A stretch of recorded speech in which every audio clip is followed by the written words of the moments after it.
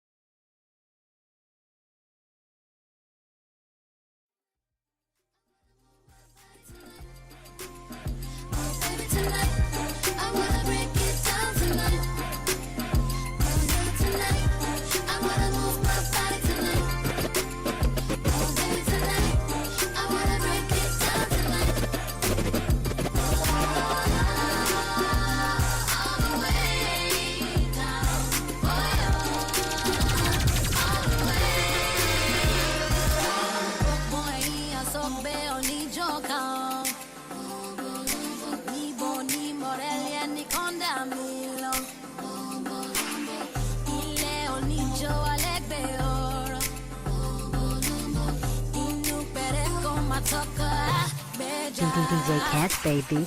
When you move your body against mine, no, you really drive me crazy, blow my mind. Let go all the way. Let go all the way. Tonight, I wanna move my body tonight. Oh, baby, tonight, I wanna break it down tonight. Break it down tonight. I wanna move my body tonight.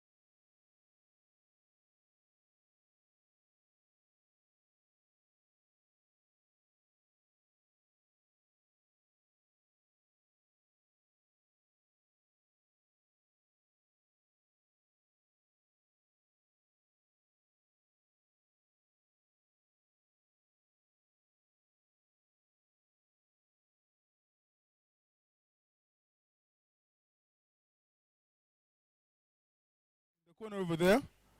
Tegeka has no screams. Tegeka is the newest app for your cleaning solutions.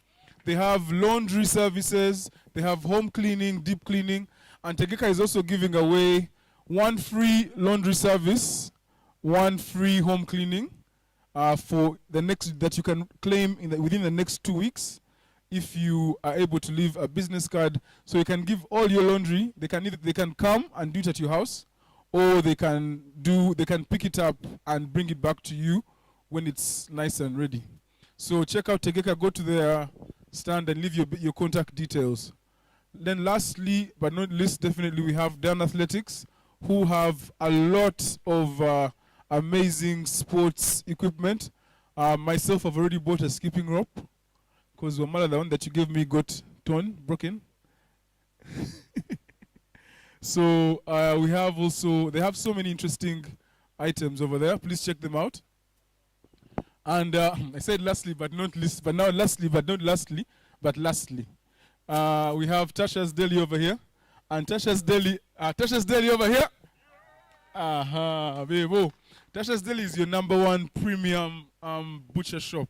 They have amazing cuts, and they're giving away an option of 2 hampers, 2 meat hampers. One contains some burgers and goat, and then the other one is burgers and the other one. You know the other one?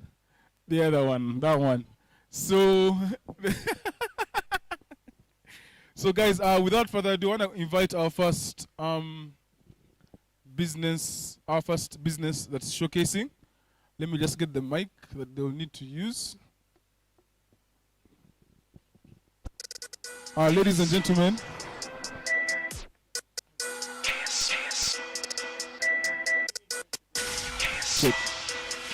Ladies and gentlemen, without further that word, Edo.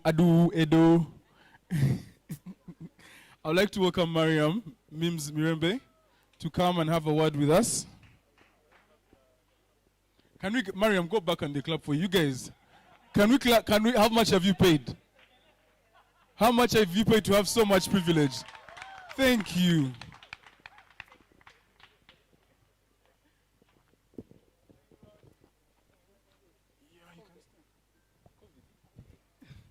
So, Mariam, please tell us about your business. All right. Good evening, everybody. So I need you all to stand up for a minute, please. Get up, get up, get up. We are going to start with a really quick exercise. I need you to close your eyes. Close your eyes.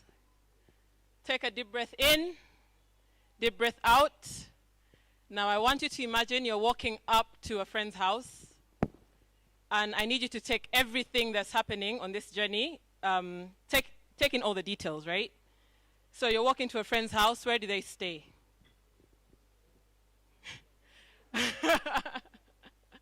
This is someone who you look up to, right? So I expect things like Kololo, Munyonyo, what those cool places. So you're walking up to their house, you get in, you get into the gate, look around the compound. Is it big? Is it small? Is there a pool? Tennis court? Nothing. Look at their parking yard. What cars are there? Okay, now look straight at the house. Is it a big house, a small house, a bungalow, storied house? Then you knock at the door, and your friend, still coming in from work, opens the door for you, so they're still in whatever it is they wear to work. So if they're like Mr. Allfix, he still has his construction boots on. If they're a doctor, they still have their coat on and everything. They let you in and say that you can, feel free to have a look around.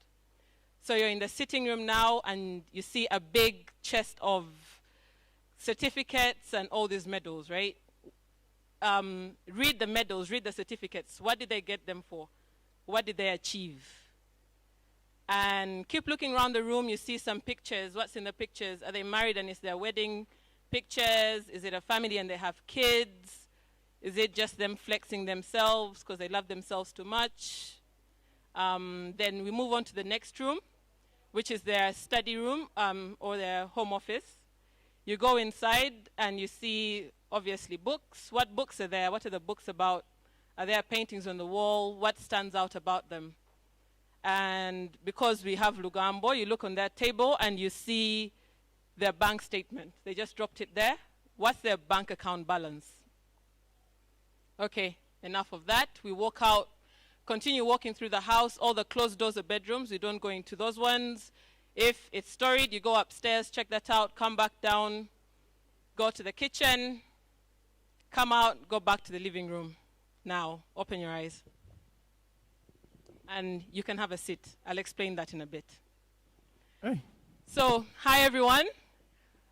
Good evening, and my name is Mariam Nalumansi. I am a business coach. I help you turn your passion into a profitable business. So the exercise we just did is one of the exercises we do to help you visualize. So that friend of yours, subconsciously, was you and the things that you want to achieve in your life. Because if I told you to, for example, imagine the car you wanted walking into your house, you might say a Vitz, right? When really, when I tell you to refer to yourself as the next person, when it's not you, you'll probably say a range, because we expect more from others and for others than for ourselves. So we get this to dig into what you really want and where you really want to be in life. So yeah.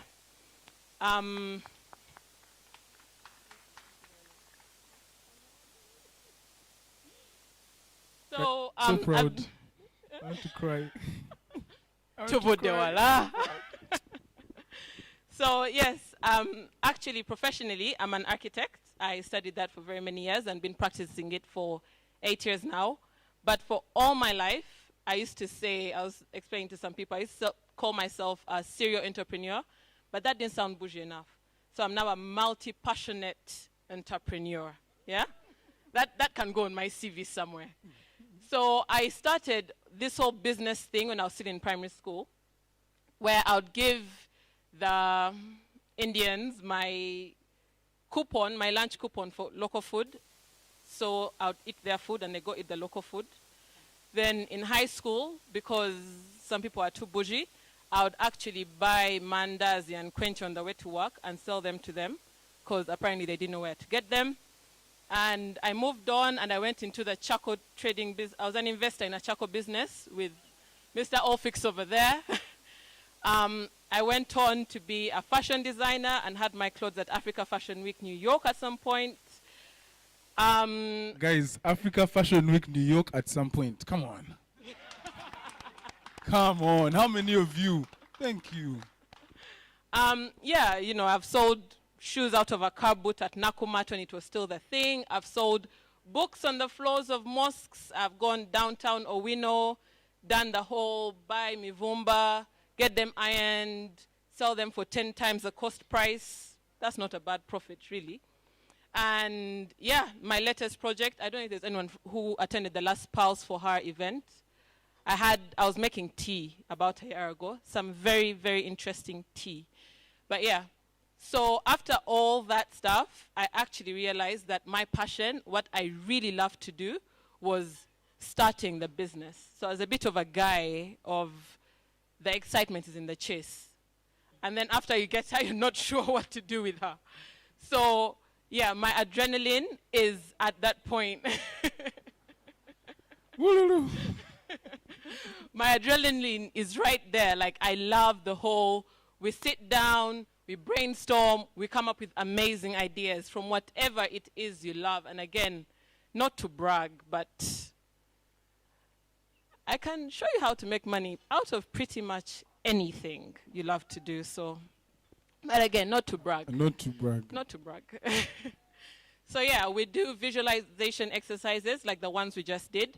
First of all, we dig deep to see if what you think you really love is what you really love. Because as I said, I did architecture for so many years, right? A lot of money was paid. I really hope my mother doesn't see this. She paid a lot of money for me to go and study that. But when you ask me today, because of societal expectations, I would say, of course, when I grow up, okay, I'm already grown up, but when I grow up, I want to be an architect. But that's not really what I want to do. So many times the answers we give to that are what the society expects from us, right? For example, a guy coming up and saying, I want to be a chef. Shakib, don't be afraid. They're male chefs and they're cool. You know, they come up and they're like, I want to be a chef. It's okay if that's what you want to do deep down, but he'll say, I want to be the coolest MC. We won't judge you. I'm being attacked, guys. Help. We won't judge you. So basically, we do such exercises to get down to the core of things and first of all realize what it is you want to do.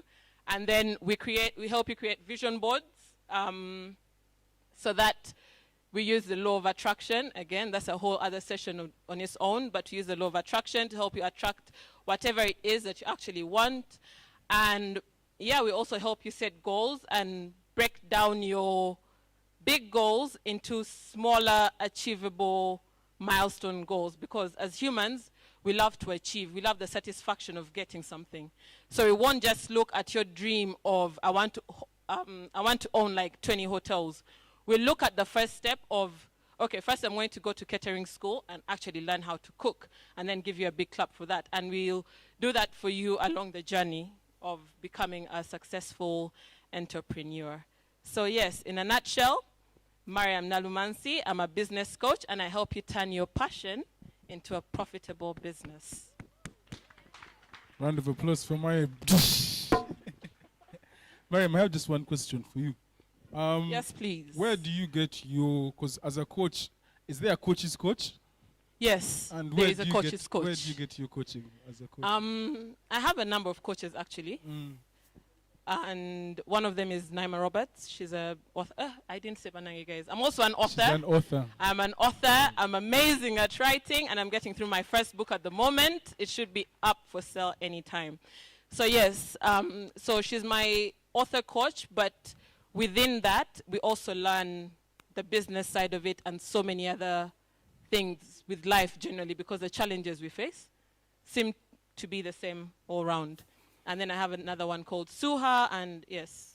And just my last question: if you had advice for Mariam 15 years ago, and she had, the Mariam in the state of whoever she was, and like, if you're projecting from this Mariam to the back Mariam, what would you like to tell her? Like, Mariam, where would it?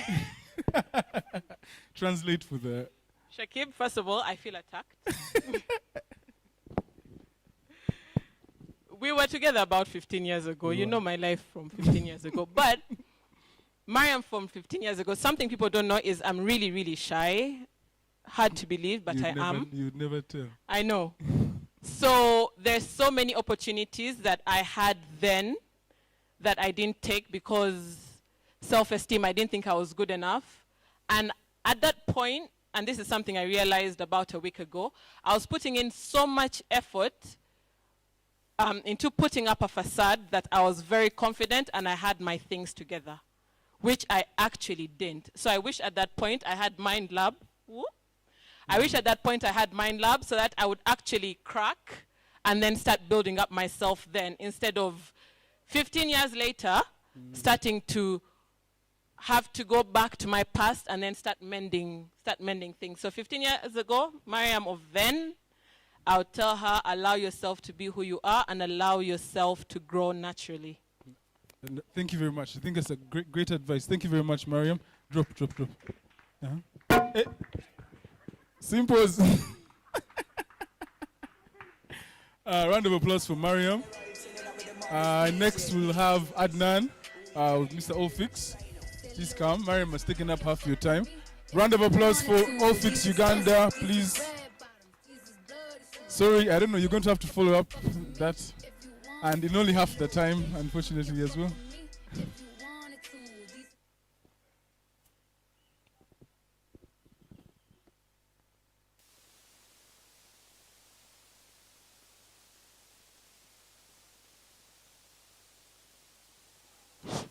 Hello.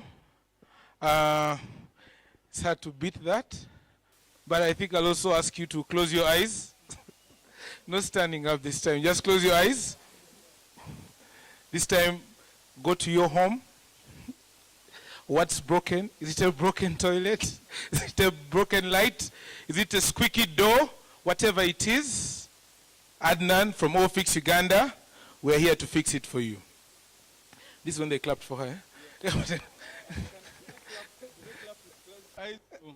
Please open your eyes. Open your eyes. My name is Adnan from All Fix Uganda. All Fix, dream it, we make it. We'll make it. Yeah. Round of So- applause. We do the easy stuff. And I've just spoken to about 3 people now, and they said, All Fix, aren't you expensive? They said that colon, the logo, you know. I might end up having to pay for all of that. But it's not quite the case, actually. We're very well priced. We actually price like that fundi, because we use that fundi that you would have called on your own. So if they had to ask you for 50,000, we'll ask you for the same. And of course, we'll give him less, because we have to make some money. But we'll have, he'll be willing to give it to us at much less. So, All Fix Uganda goes in for the small repairs. The beauty of the small repairs is people are naturally gamblers. But any gambler starts easy. Someone will say, I've known Adnan for so many years. Let me have him repair a toilet. Let me have All Fix change a light bulb.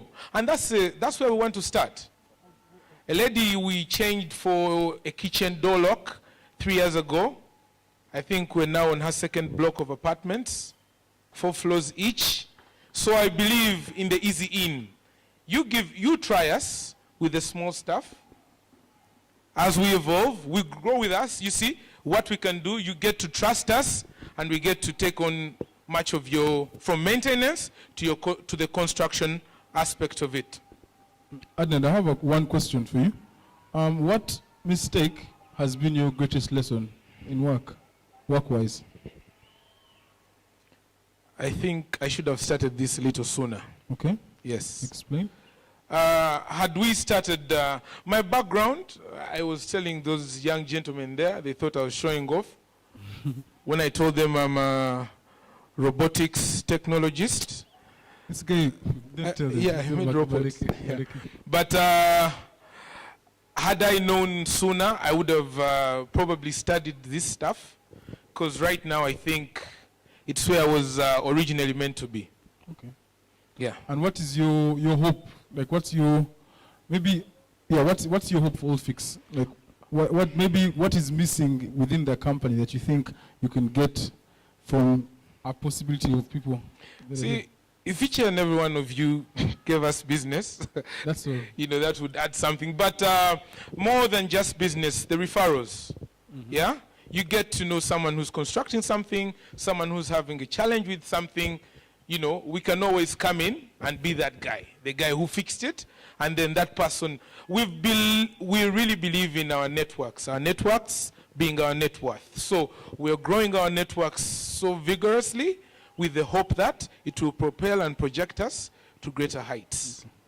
Thank you very much, Adnan. Yeah, so All Fix Uganda, you break it to fix it, you dream it to make it. Where do we find you? We don't fix broken eggs and broken relationships, but otherwise, we got you. Few relationships was coming. Yeah, we're in, our offices are situated at Sun City Building, Kampala Road.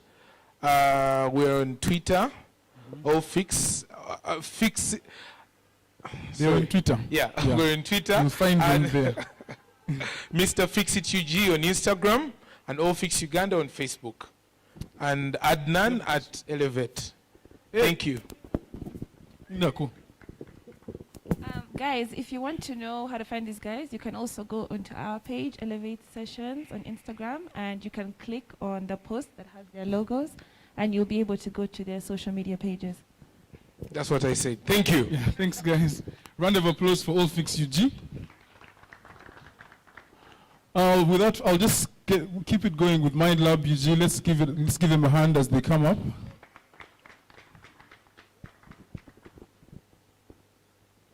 It may take a while, so they may need another hand.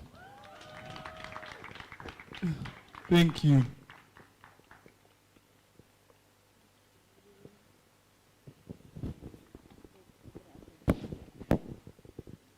You had given us a phone. Good afternoon, everyone. My name is Patricia. I'm from the Mind Lab Africa. Adnan, we may not be able to fix broken doorknobs, but we can fix broken relationships. So the Mind Lab is basically an initiative to help raise awareness around mental health in Uganda and East Africa. The team over there is Sheena, our PA, Dr. Ben Akimana, myself, Patricia. Liz couldn't be here today, but she's a mental health advocate. I'm a psychologist, so we kind of have a little team going on. Like an ecosystem. Yes. What are some of the services that you provide? Okay, so we bridge the gap between the client and the mental health professionals. So if you're looking for a therapist or a psychiatrist or a counselor, we do that for you. What's the difference between a therapist, a psychiatrist, and a counselor? Okay.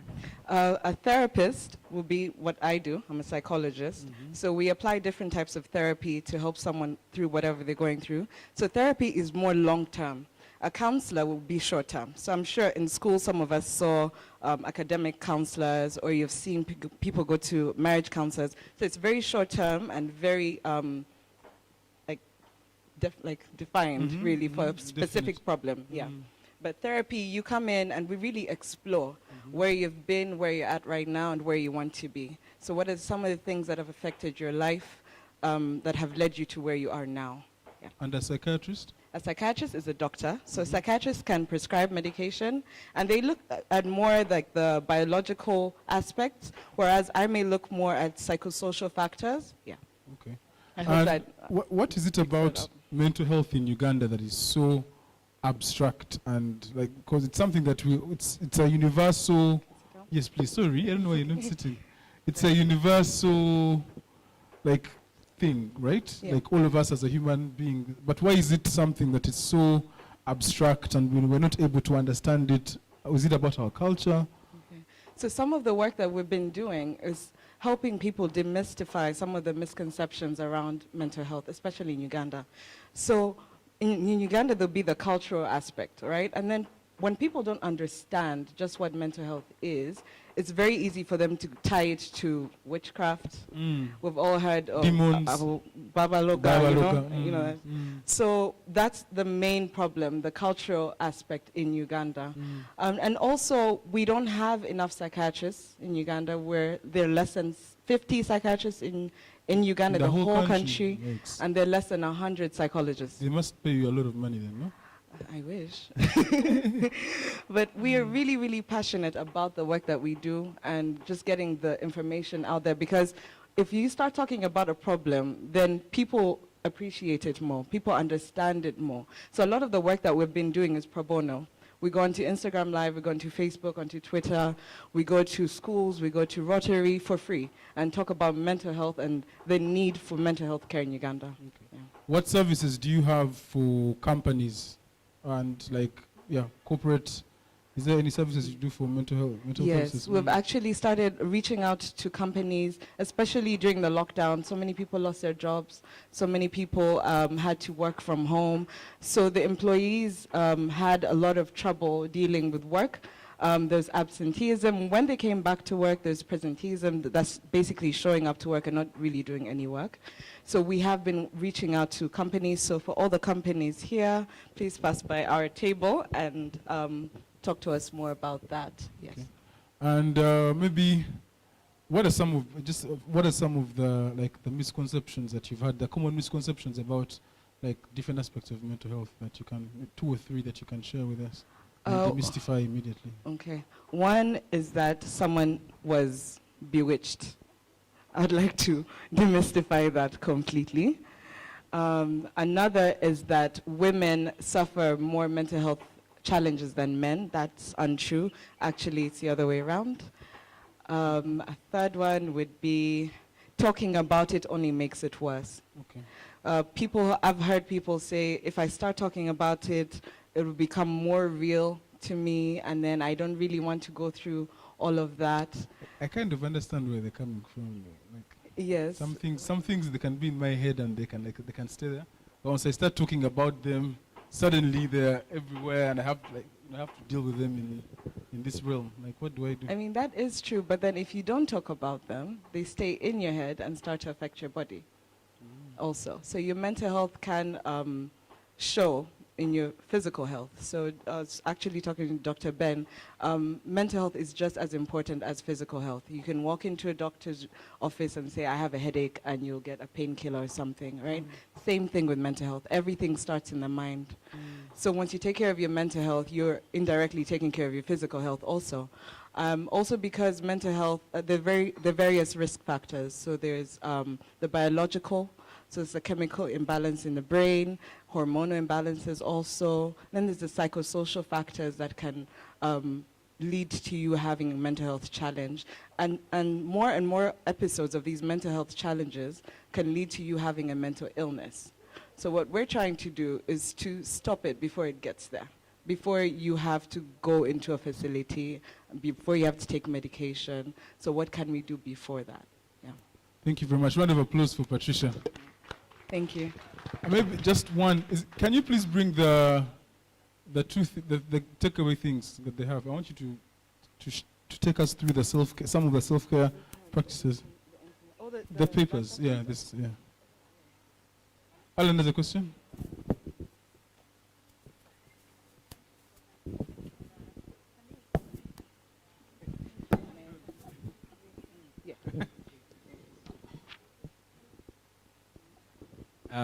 My question was for the therapy sessions. Yes. What kind of price range are these sessions at? Because it's not, I guess, it's a new industry, I would say here, essentially. Yeah. And you don't really get a lot of information on price range, the governance, things like that. Yeah, that is true. Yeah. We're actually working on a database to kind of put all the psychiatrists and psychologists in one form. So the range at the moment is from 50,000 Uganda shillings up until 600,000. So we're really just trying to, and there's also free services at the National Referral Hospital at Butabika. So they won't charge you anything at all. Yeah, I hope that answers it. Yeah.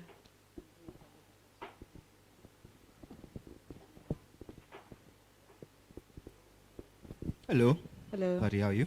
I'm fine, thanks, Nico. How are you? Now, when you're connecting people, Yes. how do you root out biases, like religious biases, cultural biases? Yeah. How do you get that out of the way?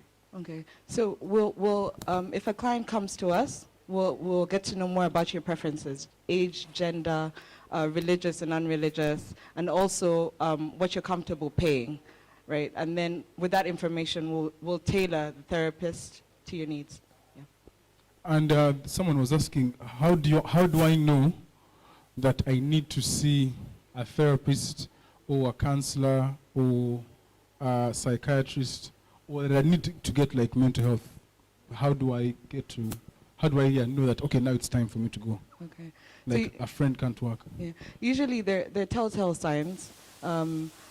Changes in appetite, changes in sleep, changes in functionality at work or at home, apathy, withdrawal from society. So there's certain things that you can do, like self-care checks for yourself to know that I'm just not where I need to be right now.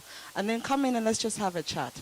You know, people think if I go in to see a psychiatrist, I'm definitely going to be loaded up with a lot of medication and all of that. No, just come in, we'll talk and see what works for you, what doesn't, and then, yeah, start your journey. Yeah. Okay. Okay, so at the table we have a self-care checklist that you can pass by and pick up. So it's something that you can go through every day for a week. It will check things like your sleep patterns, medication, exercise, hygiene, taking a shower, brushing your teeth, meditation and relaxation. So all of these things are small things. Yeah. So all of these things are things that you can check in with yourself or check in for a friend to see how they're doing mentally, right? Another handout that we have is an emotional wheel. So this is just to help you check in with your emotions. So sometimes you may be feeling certain emotions, but you don't know why. and you don't know how specific that emotion is. So you may say, I'm feeling anxious. But why are you feeling anxious? And are you anxious because you're afraid? Are you worried? Are you insecure? So this emotional wheel can help you kind of pinpoint that, and this is something you can add to your journal every day. And it will just help you look at the triggers along the way and just also measure your progress. Yeah. So please pass by and pick up one. Thank you very much. Round of applause for Patty. Mind Lab. I've been calling them Mind Lab UG, and they're not correcting me. It's Mind Lab Africa. They have like 52 others. So like, yeah. Next up, I'll have someone from Tegeka. Round of applause for them, guys. Let's be generous with our applauses. Thank you.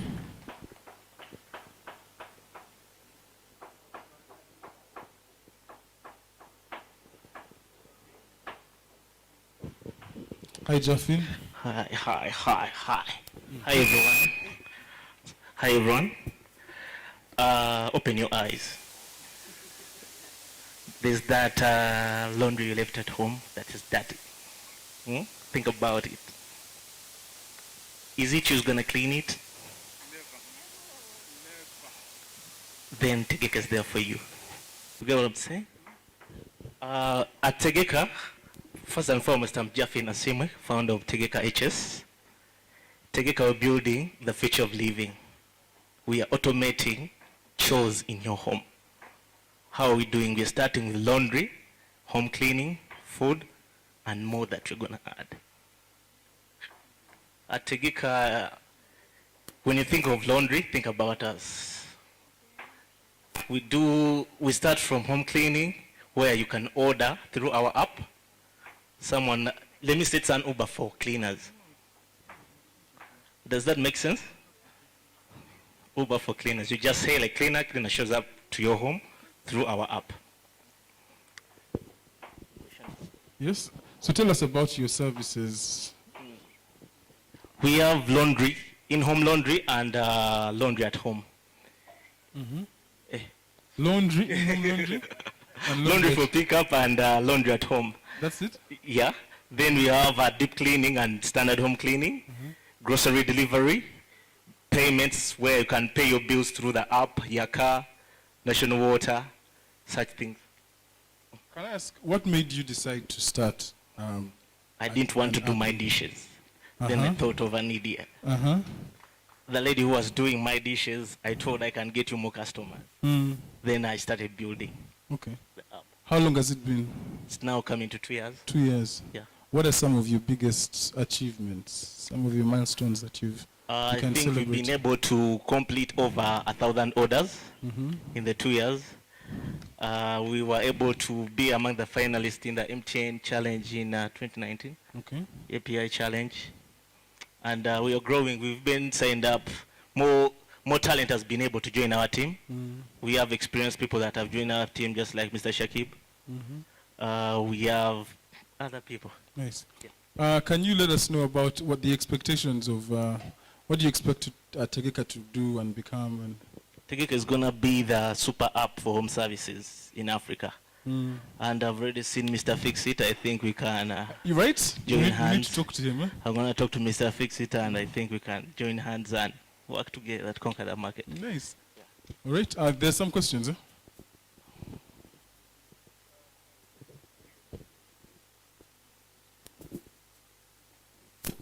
Hi, Mr. Tegeka.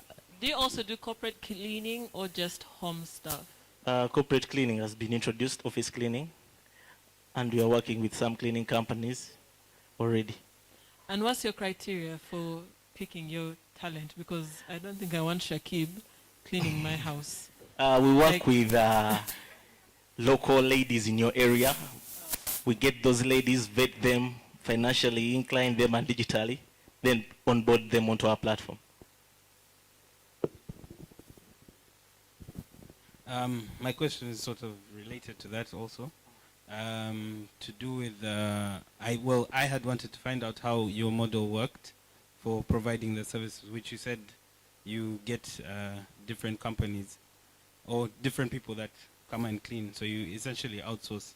So I wanted to know what would the process be if someone had let's say, a group of cleaners to what kind of partnership do you? A group of cleaners. Yes. Yeah, we can talk a B2B kind of conversation, and we see whether either we take a consultation fee from you, then we let the rest to you to handle. For us, we just handle maybe quality control. Yeah. Someone was asking about that they were worried about their safety, bringing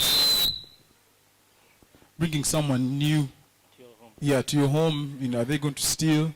Okay. How do you guarantee? With that, we vet our cleaners first of all. They give us their national IDs. They need to bring an LC later, and we need a next of kin. Also, you are insured up to 1 million shillings, but that's why we always recommend you to be in your home on the first clean. So in case something goes amiss, you are insured up to 1M. So if I can bring the cleaner, I still might something, I get 1 million. After probing. How does one find you? Is your new app out? Yeah, you can download our app from the Android store and Play Store, and also check us out on our socials, Tegeka UG, Tegeka HS, and our website at tegekahs.com. Okay, round of applause. I think Tegeka is giving away 2 free cleanings, 1 free laundry service, and 1 free home cleaning. So please make sure you leave your business card at the Tegeka stand. Thank you very much, Jaffin. Round of applause. Next we have Dan Athletics. Dan Athletics, please come. Round of applause for Miss Dan Athletics. You guys are mean with your rounds of applauses. My God. We need to practice because there are other people coming. Thank you, Alan.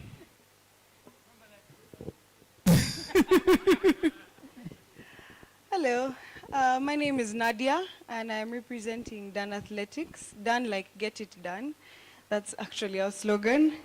And Dan Athletics is basically your one-stop shop for sports gear and equipment, indoor and outdoor, at very affordable prices.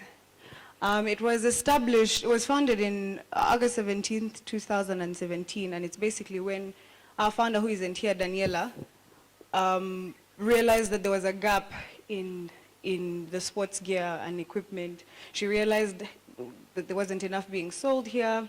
Someone very close to home got sick, and when they realized upon the treatment, the chemo treatment, they weren't able to find anything here that would work with how sensitive their skin got. She started kind of essentially purchasing them to provide for her loved one, and then eventually realized the gap and decided to sell them. And we started in Luboa. There was only one shop in Luboa, and then it eventually expanded. Business grew and it expanded to the quality malls, villages in Ntinda and Chitende as well. Yeah. What are some of the products that you have? Anything and everything. So as far as gear, sports gear, we sell all sorts of tracksuits, hats.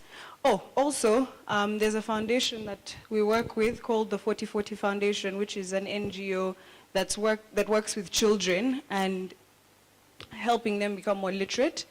And so there's things that they sell there, and Dan Athletics has been working with them for the past 4 years.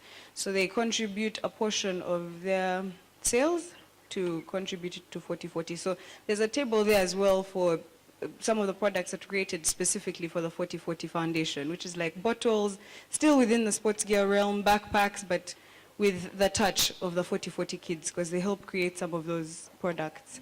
So yeah, as far as sports gear is concerned, we sell all sorts of caps, swimming costumes, tracksuits, sneakers, you name it. And then as well as home gear that you can use. So we have weights, we have waist trimmers, waist trainers, we have those Pilates bars that you can use at home, whatever. Really, we stock kind of most. Also, stock some games like Monopoly and Ludo. We kind of diversified in that sense. Yeah. Do you have other services that are not equipment? No, like particular service, the only service we offer is delivery. So you don't just have to, you can call. We have social media presence on Facebook and Instagram, which is Dan Athletics, but outside of providing goods, no. We don't provide like sports services. And what's the most common, like the best-selling item that you have? With the fellas, which is one of the... Yeah. Okay, so with the fellas, we realized, I don't know if this is based on injury, but knee braces kind of go... The Busty Challenge. Yeah, so knee braces, even today, it was one of the most commonly requested for thing, as far as the male, as far as men are concerned, but women typically come and like to buy a lot of gear, like sportswear. So training bras and tracksuits.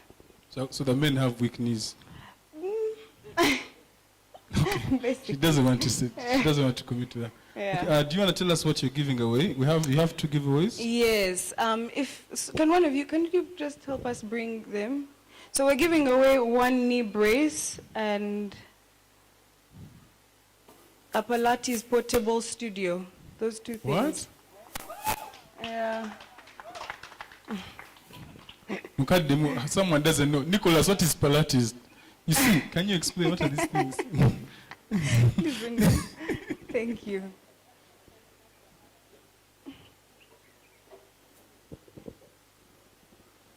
So this is the Pilates, it sounds a lot fancier than it is, but this is a portable Pilates studio, which is basically bands attached to a bar that can assist you to do Pilates moves. Pilates is like a form of exercise, it's like yoga.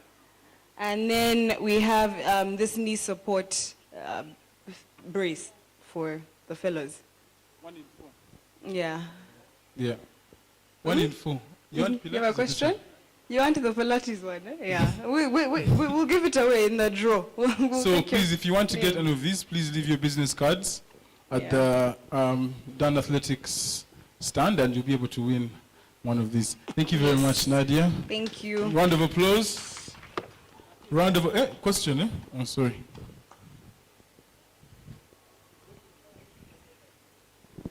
New Year resolutions. We start the year with a lot of energy. What I would like to ask, do you sell motivation? Like 6 months package, 1 year? You want to call the store and ask for some... You've given us something to think can about. sell some motivation there for you, for free. Even Mind Lab. A quick one, Nadia. Have you guys considered making some of this stuff in Uganda? You know, we are going all boo-boo and stuff. Yes, that's something that we can eventually branch into. So we wanted to achieve a certain level of success. We're skipping rows, but you don't want those brown ones, those salsa ones, like properly legit. You don't want the pipe ones. I know. That's something we definitely want to do eventually.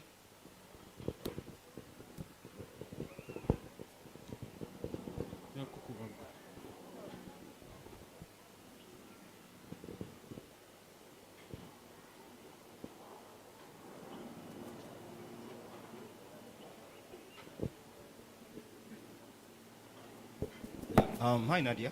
Hi. Now, adding to his question on motivation, have you guys, adding to his point on motivation, have you guys considered giving a service, like giving trainers with your equipment? Because, hang on, if someone buys a product, they know what they want to do with it, but they don't have that drive. If they can get a trainer that comes with Dan Athletics, to keep, if say they buy that, say the weights, say the whatever, if a trainer can come and work with your client day to day to get things done, because that's what, that's the issue. Everyone is buying equipment, but they just keep it, store it, nothing gets done. Sorry, before you give, you mean like a home trainer, like someone to come to your house and work with you? Because I would assume, okay. Yeah. I mean, that's something that can be, that's something to think about. Something to think about. Yeah. Otherwise, we hadn't considered it, if that was the question. So at least you leave Elevate, we've given you something to think about. Something to think about. That's awesome. Yes. I'll take that. Thank you very much, Nadia. Right. Thank you, Dan Athletics. Thank you. Round of applause. Thank you. And next I'll have Tasha's Deli. Guys, we've learned this. This is not new. Be aware, I'm not hearing. Next we have Tasha's Deli. Hi, Tasha. Hi everyone. Please tell us. Okay, so I'm Tasha from Tasha's Deli, and she's a Nyama butcher shop and grill, and we're essentially a butcher shop. We sell premium quality cuts of beef, pork, chicken, goat, and we will occasionally have special things like turkey and fish and rabbit, on order. So, Tasha's Deli was sort of born out of the COVID period, and shared love of cooking with my husband, and just sort of looking for, machine cut cut of meat and not being able to find them, and going to butcher shops and they're just kind of hacked and they only offer like one type of, like either from the leg or from the, but there was not a lot of variety unless you went into supermarkets, and we just kind of saw a gap there. We're also farmers. We have livestock, cows and goats, and we just bought a piggery, and it just kind of made sense to have it, I was going to ask, that was going to be my first questions. How do you do different? Because there are butchers and there are so many on the corner, blah, blah, blah. Yeah. How do you, what makes your service, top of the range? Yeah, so, the meat is machine cut, and we're looking at the whole animal, not just the one part, right? So we'll have, if it's the pig, we'll have the leg chops, the loin, the neck. We're giving you variety, basically. And we're also really just selling convenience. So we put together bundles, and we'll have different types of meat. So we'll put a chicken and maybe pork neck chop, and we'll put goat leg chops, and then we'll do fruit and veg for you as well, and we deliver it. So it's just really convenient. A whole meal. Yeah, we will. Well, more than one meal. I mean, I don't know how you eat, but more than one meal. We'll talk about it at the next elevator. Yes. And what are your price ranges? What is your hot ticket items? You brought some things here for us to see. We have lots of chops. I mean, it's market prices. It's just made convenient. And there was no place particularly in Bugolobi for people to come, and a nice butcher shop that's not somewhere in the market that you have to go through lots of, to get to. So, that's pretty much what we do. We heard about the Shisanyama experience. There's a lot of braaiing and music, and they told me on Saturdays that you have a market. Can you tell us about that? Yeah, it's a funny thing about business. It just kind of evolves and you grow with it. So Shisanyama Express was kind of born out of Shisanyama Weekends, which I'm pretty sure you would be more than happy to talk about. But it was just kind of like a house music and braai thing, and then we opened a restaurant out of it. A restaurant was born out of it, and then the butcher shop supplies the restaurant now, and of course we do retail as well. We used to have wholesale prices for hotels, restaurants. We do have a few customers, especially people in the Bugolobi area. We have a few. So it keeps on growing and evolving. Yeah, so now and then when people started to come, I kind of saw an opening for a market space where we would have different online businesses come and showcase their products every Saturday or every other Saturday. Just for them to have a space for people to come and physically see their products. And we just found that it just grew out of nowhere. But it's great for the deli and it's great for the grill because we have punters coming in looking for bargains, and so it's sort of like a nice ecosystem. Yeah, a really good ecosystem. That's great. Yeah. There's a question over there.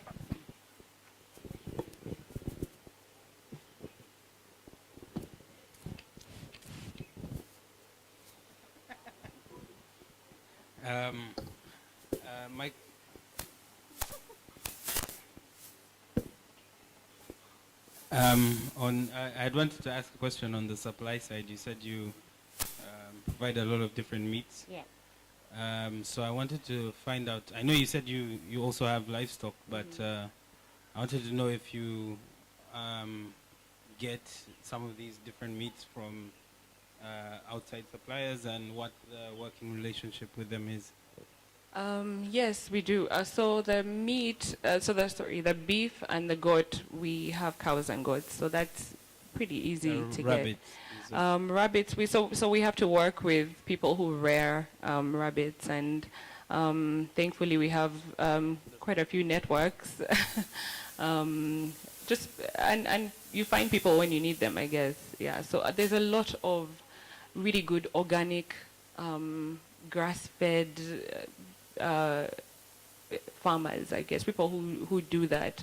So it's really easy to find really great organic chicken as well, and fish that's not like sort of, anyway, it's really easy to find suppliers in Uganda, in Kampala. So what's the working relationship there when you have a outside supplier? Is it What's the working relationship? Yeah, do you buy off the We buy meat off them, directly, yes. So or- we'll buy off them. Or when Yeah, required? When required, Yeah. yes. Okay. Yeah. You're done. Anyone else have a question? Thank you very much, Tasha. Thank you very much, Tasha's Deli. Thank you. Round of applause. All right. I'd like to invite Jeremiah to come and tell us about our next exciting Elevate venture. I like the excitement in that corner. This corner is not as good. This corner is, I'm going to chase these guys. So, Jeremiah, tell us about what we have. Hi, good people. Hello. So what I'm going to speak about today is another arm of Elevate Sessions that's kind of being developed at this moment. It's called the Elevate Den. Now, essentially, I had done a soft pitch for this last year, but we said we'd be running it this year, so I'll explain it to you a little bit. So basically how it runs is we're going to have young business owners and business owners in general applying to us through an application form that we will share. And basically you will apply to be part of the den. So when you think of the den, think Dragon's Den. So we're going to have panelists that will be there to critique your businesses from marketing, from risk, from legal, and also business management. And so essentially what happens is they critique all the businesses that are before them, and they will be able to pick out one specific business that would have impressed them based on innovation, based on the structuring, and based on the value proposition, really. So essentially, what happens is once you apply, we are going to do something which is called the Elevate Bootcamp. We're partnering with a company called Adeloitte. So for over a month, you go through this bootcamp. This bootcamp will service you in many ways and facilitate you. Basically, you're going to be able to learn about structuring your business data knowledge, your departments, how you delegate. And so it will give you all of those competent skills that you need to be able to come in front of the panel and actually have a good chance. Because we realize a lot of people have great ideas in Uganda. A lot of people like yourselves have talents. But now we want to be able to give you the skill set and the structuring to be able to realize those aspirations in your companies. Along with that, we will also be getting funding for this specific business that impresses the panelists. And you will also have an audience, which gives you an opportunity really to market yourself. And once you market yourself, the audience also gets to ask you questions. Now, more than the funding and more than the facilitation of business structuring, what's really happening here is you are getting a chance to, by and large, be critiqued constructively. We all have issues with being critiqued.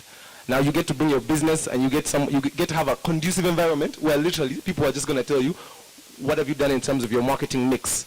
What have you looked at in terms of your risk appetite, and how are you managing your risk?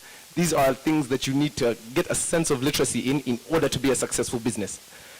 Now, what I want to demystify, which I tried to demystify last year, was please don't be afraid to come and share ideas.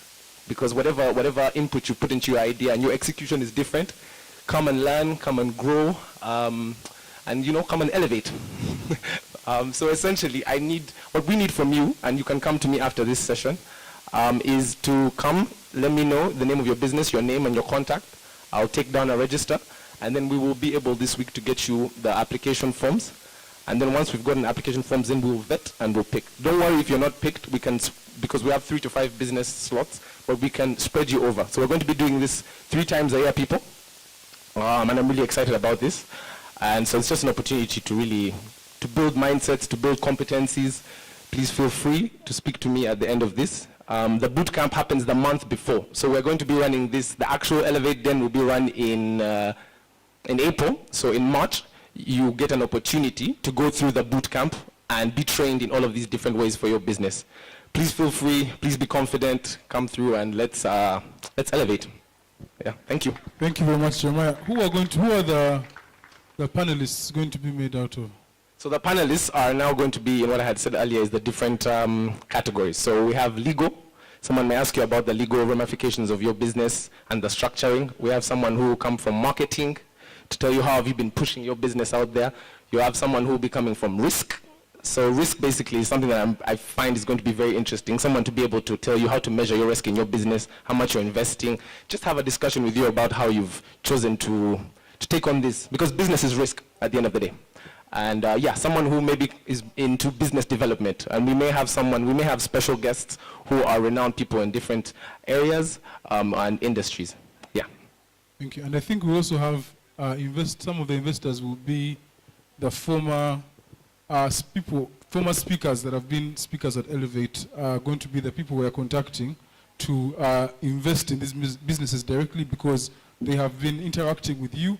Hopefully you've learned from them, and they can learn from you as well. So any more information about this, please reach out to Jeremiah, and he'll be able to keep you up to date. Thank you very much, Jeremiah. Round of applause. So we'll take a short break of like 3 minutes, literally, and we'll get started with our main speaker, Ms. Juliana Kagwa, and yeah, DJ Zukuka. Thank you.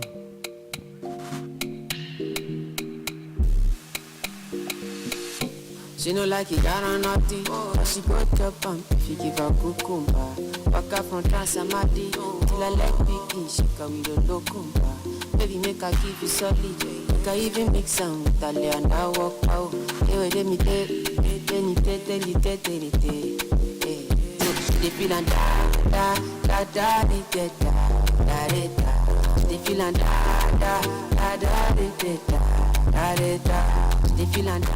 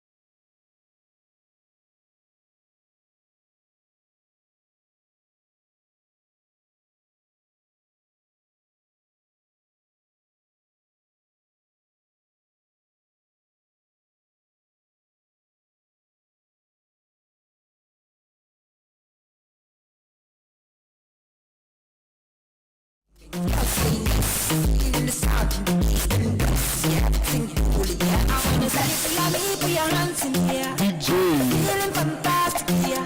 If you're feeling ecstatic, yeah. I wanna see everybody with your hands in the air. Cause it's the vibe, and I give you the vibe, and we get the vibe.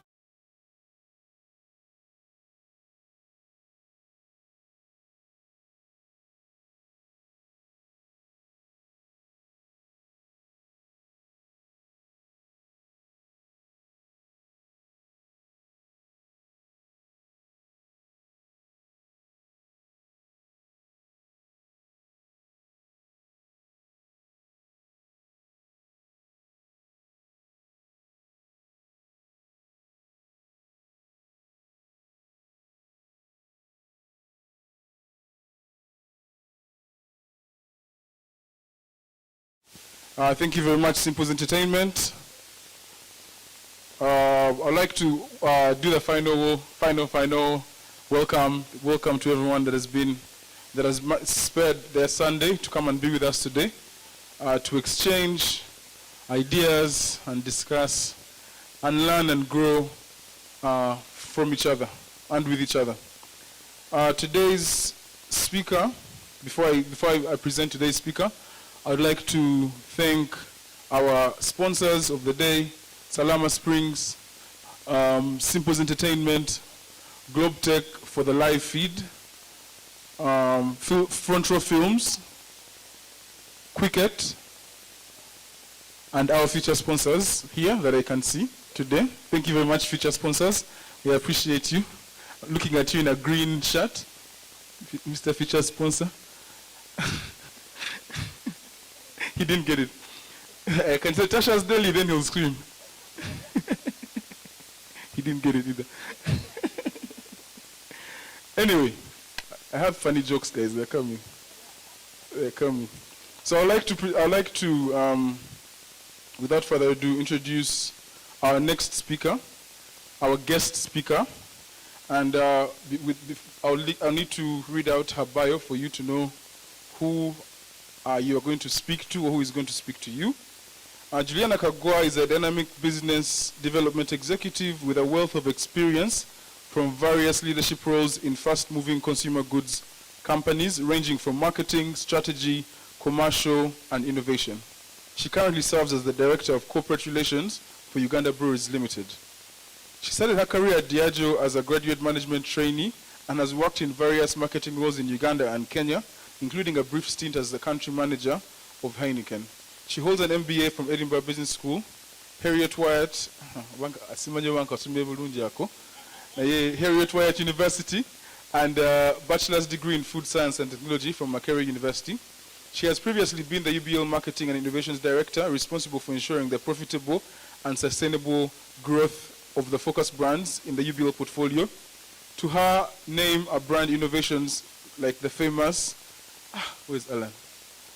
He's buying it right now. The famous Uganda Waraji. Everyone's jokes, they're just going over them, they're not hearing them. Okay, so,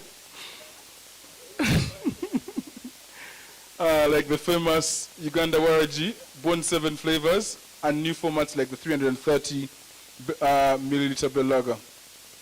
During her career, Juliana has become renowned for her resilience, dependability, and positive approach to work and life.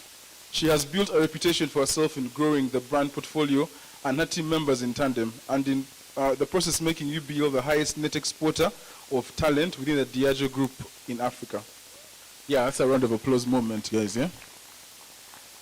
I'm going to have like a competition between the two halves. The winners, yeah. The winners are getting a Uganda Waraji, actually, yes, there you go. He's buying, like Bobo is buying us Uganda Waraji for the winners. She's passionate about consumers and customers, committed to investing in talent, and drives for excellence in execution. She brings her infectious energy, strong network, and extensive knowledge of marketplace to her current role as the Corporate Relations Director. We are excited to learn from a consummate career professional like Juliana, who I would like to welcome on stage with a huge round of applause. Come on, let's start off with a big one. Tuna sterilizer. Sterilizer.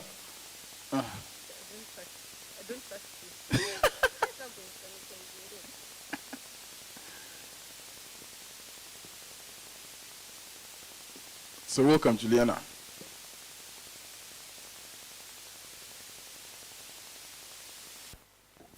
Hello. Yeah, thank you, Shakib. Thank you, everyone. And wow, what an elaborate introduction. So really, quite a bit of pressure now to live up to that resume.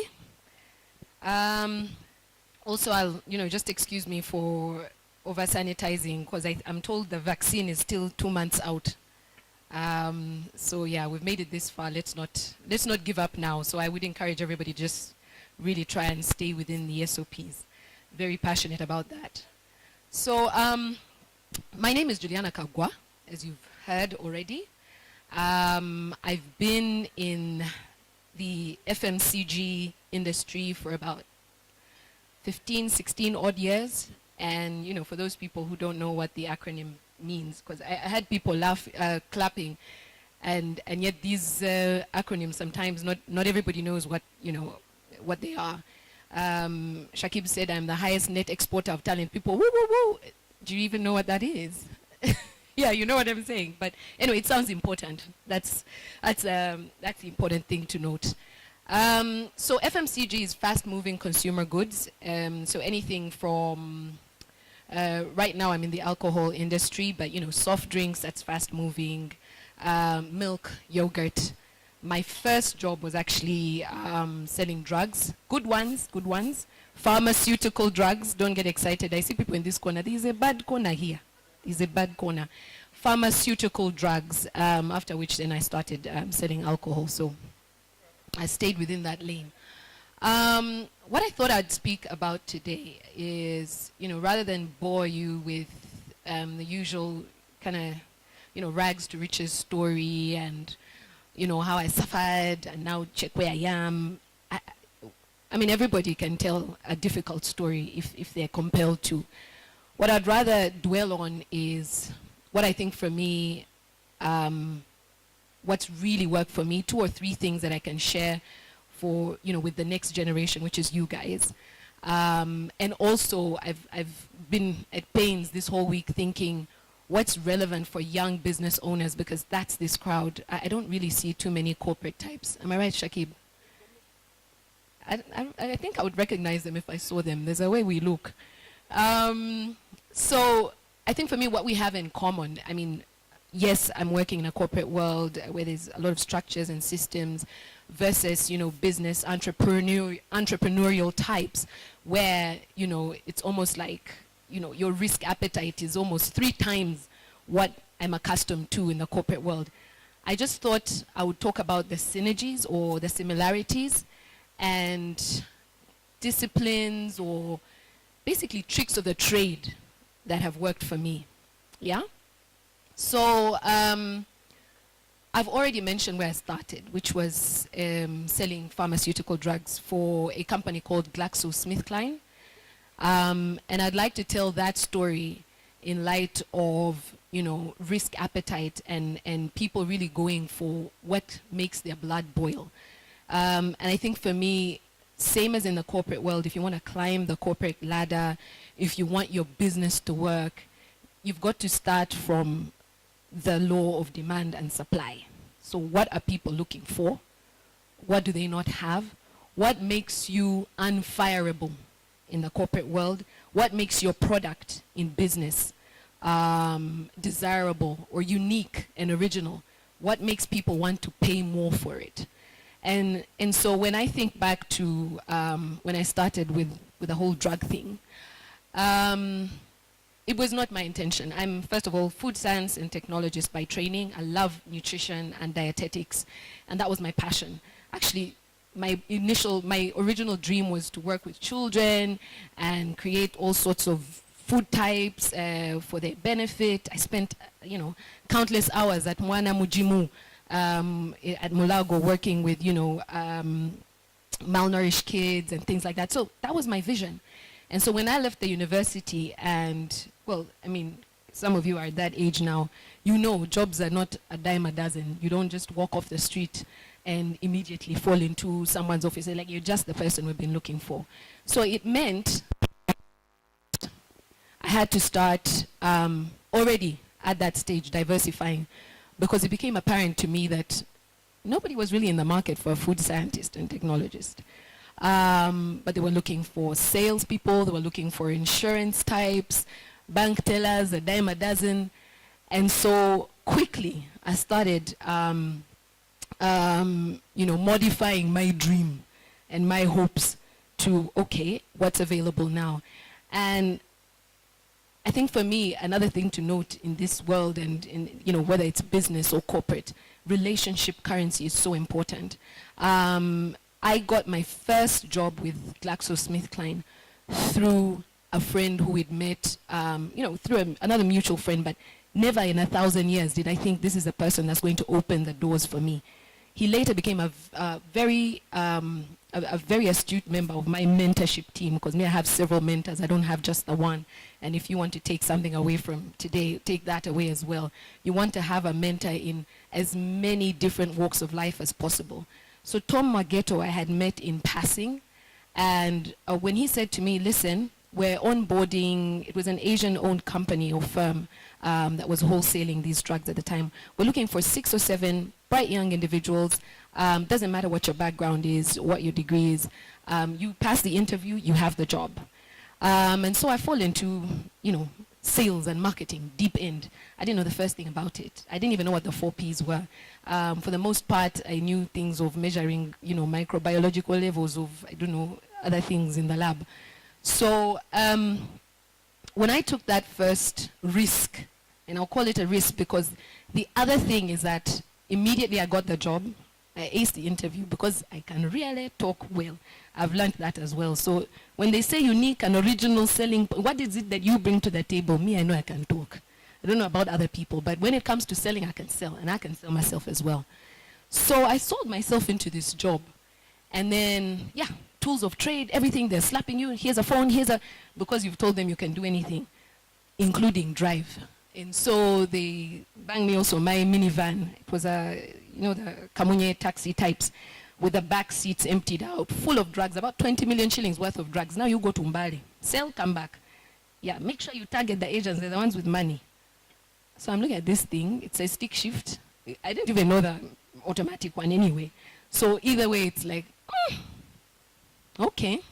So I drive from the office, which was down Bombo Road, like William Street, those ends, to my dad's home in Kololo, in I think Gear 1, because I didn't know what else to do. So I go, park the thing there, I say, now, next 2 days, I have to start to learn how to drive. And my driving instructor is seated over there. It's my husband, Tendo Kagwa. But also just worth mentioning that before that time, I think it was a Valentine's before that, he had given me, as a token of love, a driving permit. So he processed a driving permit for me that I, carried around so happily. But do I know how to drive? No. So now he had to back it up. So it took me about a week or so to master, the stick shift and the van and everything, and I started my journey. And to be honest, in terms of sales and marketing, I think that's been the most exciting time for me, because I traveled the whole country, I traversed the whole country. I started doing the other, I think, most critical thing that, both business entrepreneurs and corporate people do, relationship building. I started building my relationship currency around this country. And some of those relationships I still use today. So people know me from the drug lady days. And right now, where I am as corporate relations director, I'm cashing in on that relationship currency I built almost 16 years ago. So in terms of risk, again, when I finally now managed to make it onto the management trainee program at Uganda Breweries, it was about a year or so of the drug business, and then I transitioned to alcohol. Again, because I'd been doing a lot of sales, a lot of hardcore commercial work, I didn't really know the intricacies of marketing and all the big, the big words they use, the 4 Ps, or are they 6? Are they 7 now? You people have been recently to school. There must be about 8 Ps now in marketing, price, place, promotion.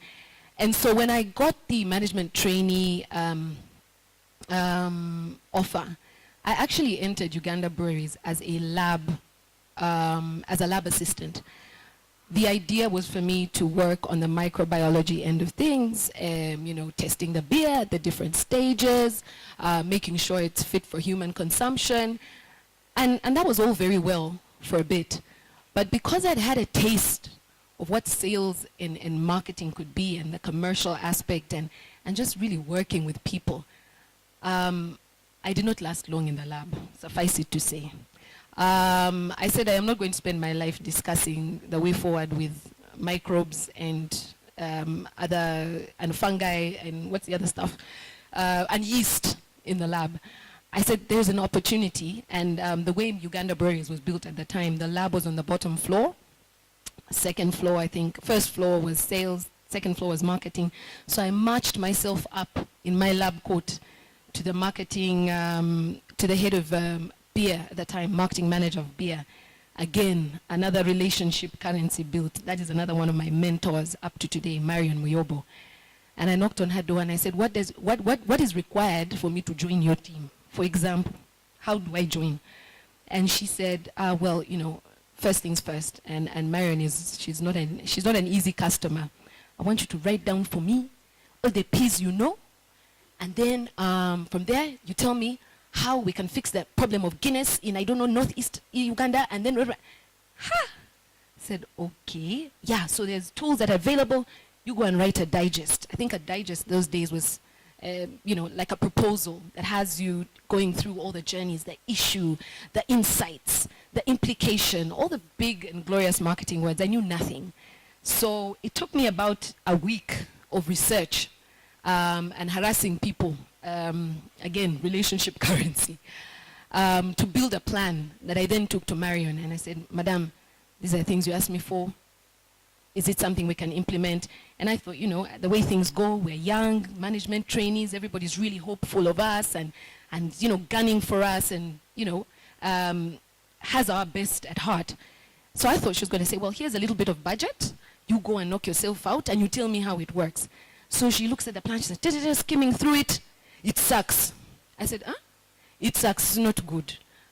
It's not good enough. I said, okay, so what does that then mean? It means you're going to work in the lab for about a year or so before you ever come back here. So, in other words, do not disturb. I said, but all this lights, camera, action I'd been dreaming about in marketing. I think that time we had the Bell Palm Awards, Pearl of Africa Music Awards. I'd already seen myself, envisioned myself in the lights. And so, what then that meant is that I had to dig deep, look for that resilience that's been so often spoken about, and come back at it. It was maybe 2-3 attempts before Marion ever gave me airtime.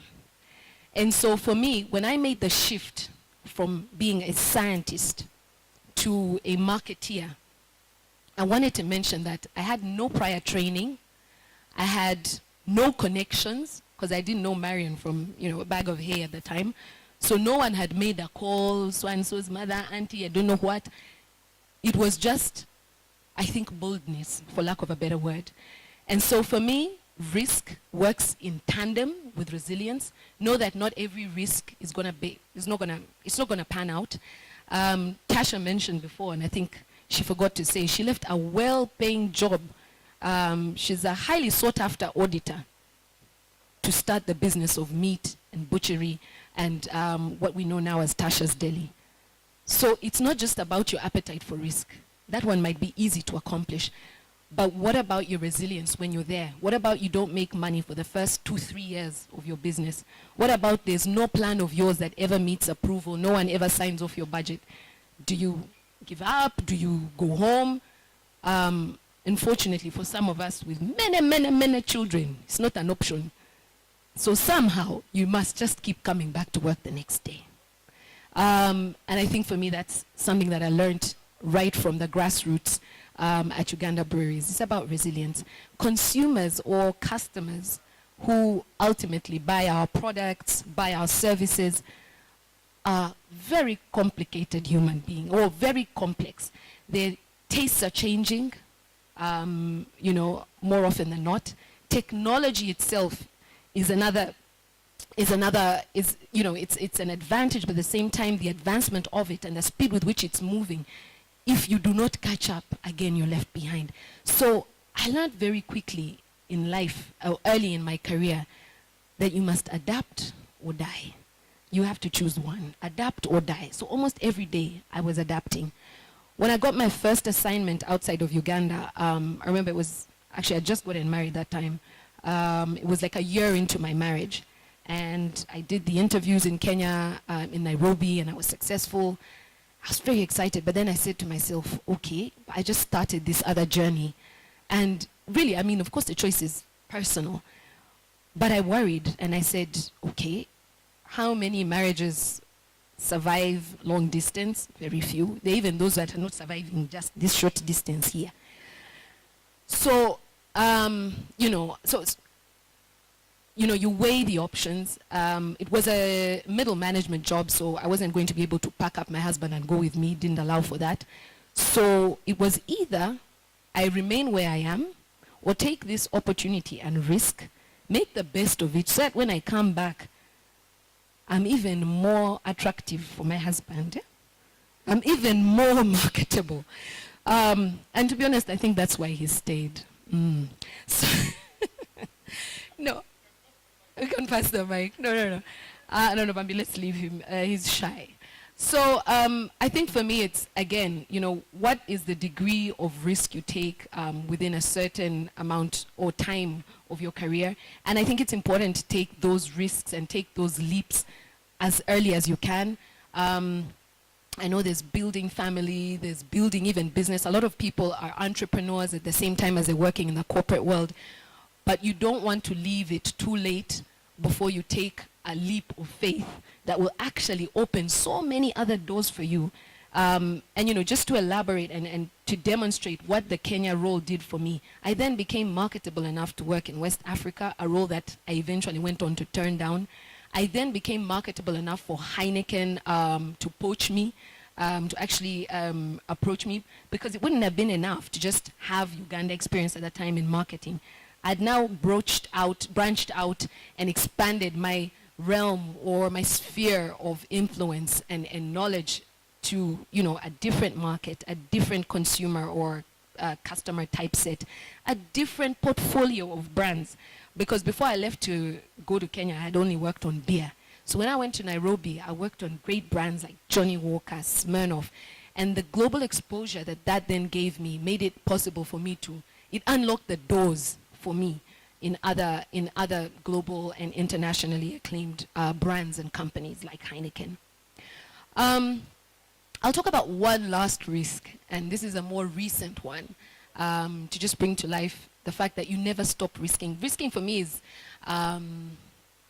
it works in tandem with challenge. The Japanese, I think it is, have a saying, you know, when the going is smooth, you're going downhill. You know, that's the smoothest it will ever be. It's probably you're just about to hit rock bottom. You will sail so smoothly. So if you're waking up in the morning and going to your business, whether it's, you know, Nadia with the fitness and health solutions, and you're not feeling challenged, you're not feeling nervous, you're starting to sail like this. And then therefore you have to do something. You have to wake yourself up. You have to introduce a new line, a new variant. You've got to shift gear, so to speak. Because the more challenged you are, the more productive you are, the more innovative you are, and the more unique and original you are. Not just as a person, but even your products. And we've already talked about the law of demand and supply. People are looking for uniqueness and originality. So the last risk that I think I'll speak to is the one that I took about 8 months ago. And that's the one where, again, I shifted gear.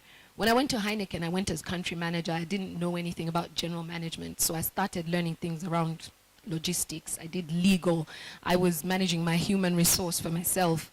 I was managing tax and policy. And remember, I'd up to that time done marketing and a little bit of innovation. So again, in challenging or risking, I learned tons more. I learned what now I'm using in this current job. So 8 months ago, I made the choice or decision to shift gear yet again, take on a challenge that, to be honest, up until now, I thought was mostly about communication, but I'm learning. I left my marketing and innovation, 15, 16 years worth of experience, as I've already mentioned, and said, I want to do something that's going to leave a longer term impact. Marketing and innovation, Uganda Warji, coconut and all these other great things, they're great, but they have to be created and innovated in a sustainable environment. So I said, I want to join the part of the business that actually is forward-looking or future-looking and speaks to securing the future. Securing the sustainability of the organization. So it's one thing to be working on the commercial and delivering the top line. I wanted to start working on the bottom line and ensuring that, 15 years from now, maybe my son gets a job at Uganda Breweries. So I started thinking legacy, yeah? I started thinking long-term sustainability, and what does that then mean? What is the impact of Uganda Breweries in society? What are we doing in our communities? Not just our immediate community, what are we doing for Uganda? And that started getting my blood boiling. I started feeling challenged, and I said, okay, whole different consumer, whole different customer. I won't be speaking to the Shakibs anymore. I'm going to be speaking to a different kind of stakeholder. I'll be speaking to, government technocrats. I'll be making a business case, still selling, still marketing, so that skill set will not go away. I still need to be able to sell ice to an Eskimo, but I'm selling ice to an Eskimo for what purpose, for what outcome? And that's what I started to think, okay, this is a different challenge. This is actually something that I'll wake up in the morning and I don't know the A to Z of. I have to learn. I have to build new relationships. I have to create new rapport, build new bridges. And so then I crossed over to corporate relations, and that's where I am now. But in terms of risk, and I hope I've demonstrated to you, it's, the economists will tell you, where you measure on a scale of 1 to 10, what the bankers will tell you, are you a 5, are you a 6, what is your risk appetite, are you risk averse? I tell you, every time you're scoring less than 6 or 5, you are stunting your growth. You've got to provoke yourself, and that provocation comes from within. So for as long as you want to grow, to learn, to be challenged, you've got to take risks. The other thing I would like to talk about today is just around relationship currency, and I remembered that, from when I started talking about traversing this country and building relationships that I'm still harvesting the fruits of today. A lot of times when we're working or we're selling or we're commercializing our products, it becomes about, profit and loss and the bottom line, and, everybody's stressed in the value chain. And we forget the simple value of relationship versus performance. So I think for me, it's great, and you must build performance currency in a workplace. People must know you're a high performer. People must be able to depend on you. People must know that, you will lose sleep over an issue until it's resolved. People must know those things about you, and you must bring, the bacon to the table. But more than that, you must have relationship currency. So I think for me, a lot of people wonder, why is my career not moving? Why is it stunted? That one, she knows the politics of this place. I wouldn't whittle it down to politics. It's not as simple as that. It's about how much time are you investing in people? How curious are you about the people you work with at your level, the ones who report to you or the ones who you inspire and motivate, whether or not you know it? How intimate are you with the people who determine where you go in life? So with your bosses and your bosses' bosses, what do you know about them? Do you know their anniversaries, their birthdays? And it doesn't need to be a lot. Do you know what their preferred exercise regime is? And so it sounds like it's almost fickle and people take it for granted, but the amount of time you put in performance and pushing your career forward and pushing your business forward is almost the same amount of time. I dare say disproportionate amount of time should be spent on building relationship currency. It is the meat of any business, because no matter how great your meat is, Tash, we won't buy it if we don't like you. So it's as simple and basic as that. If you want to get ahead, you need to start investing time in what people call politics. Call it corridor politics or business politics, whatever you want to call it. You have to start investing time in relationship currency. And I think for me, that comes with all the things around communicating. How frequently are you communicating with these people? Do they know what challenges you have? How great you are?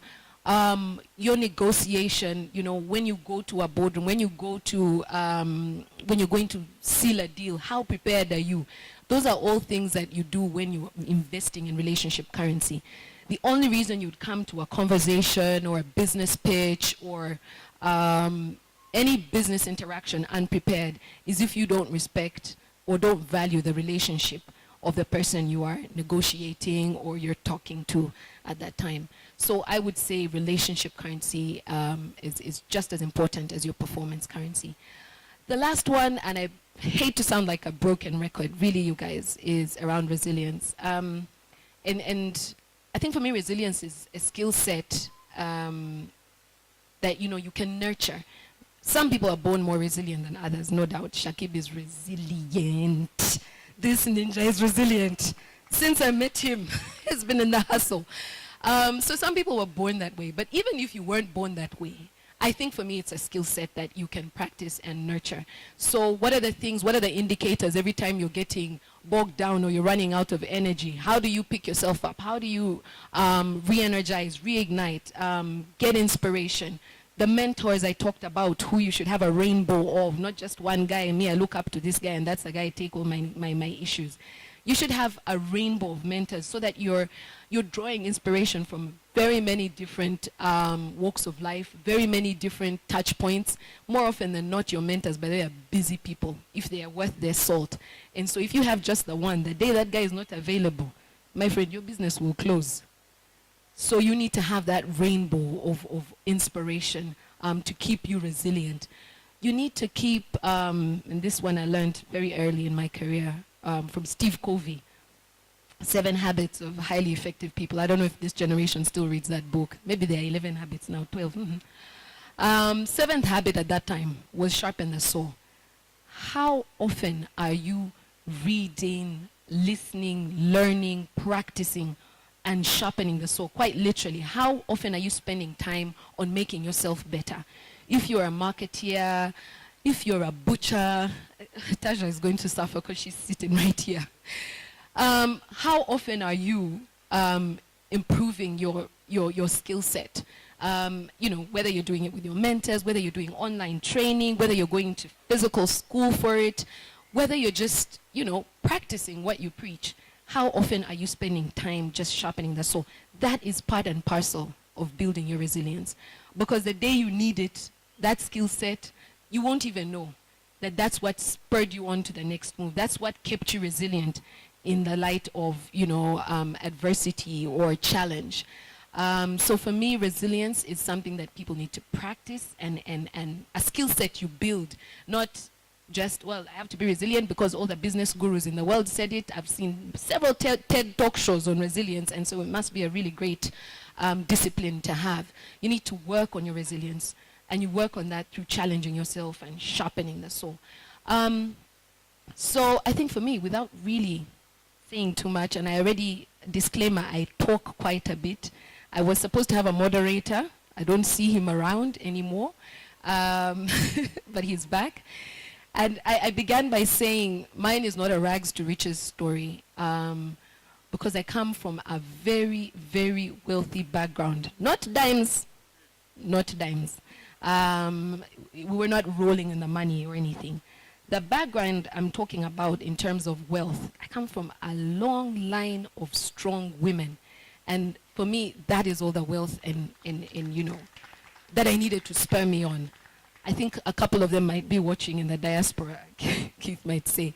But they're really strong, independent women who, from the beginning, the way we were raised to work harder, to fight harder, and to thrive, longer. And that's the resilience I talk about, than our brothers, than our cousins, or the male species in our family. So for me, that's all the wealth I needed.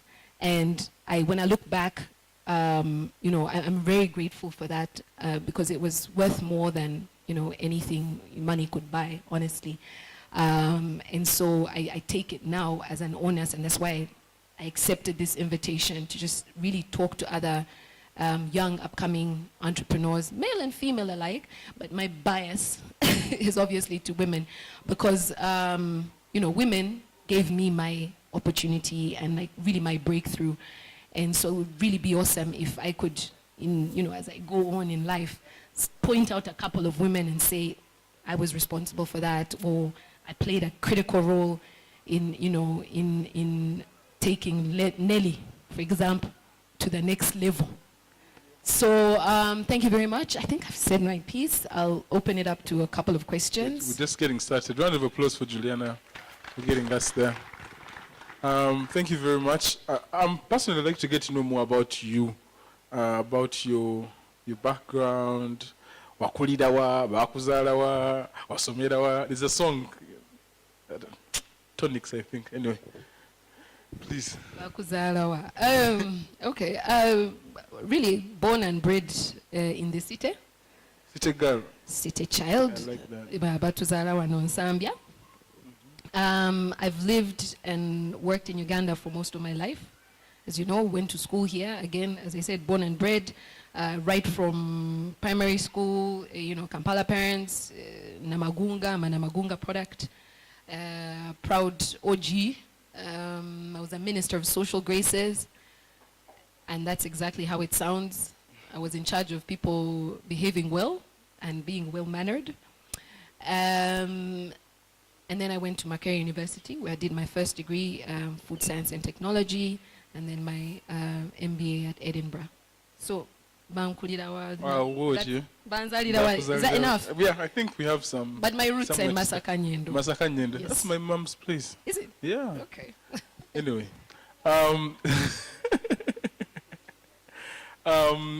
My next question I had for you is, what was your first Cheyo job? You talked about your first job, the one that you want to tell everyone, the nice one is. Tell us about the real one. Okay, I see Biaru very excited. Yeah, my first job, I think it was S4VAC. I worked in a company called Ngege. Manji? Yes. Ngege Limited, which is exactly what it sounds like. It was a fish factory. So we were processing tilapia and Nile perch and exporting it to Israel. And now it sounds glorious. But Sorry, can you start? When was this? Where? In my S4VAC. Ironically, it was also just down the road from Uganda Breweries Limited. So it's in Luzira, still exists, Ngege Fish Factory. And that's where I started, I think, for me, to be honest, really learning the discipline and rigor around working. So we were in the processing. So the way I'm saying it now, you might think I was back office in admin. No, I wasn't. Yes, we were actually in the section that was removing it's called the gallbladder. In Uganda, it's the nuni. So we're removing the nuni, which is very, very, it's a price, it's actually, it's a delicacy everywhere in the world. So we're exporting it primarily to Israel, but I think also Asia. And so, yeah, that's where we were working. So the whole of S4VAC, I remember smelling like a fish. I didn't go out much because that smell, it stays with you. Wow. Yeah. Okay. That's crazy. Guys, if you have any questions, Stan Laser.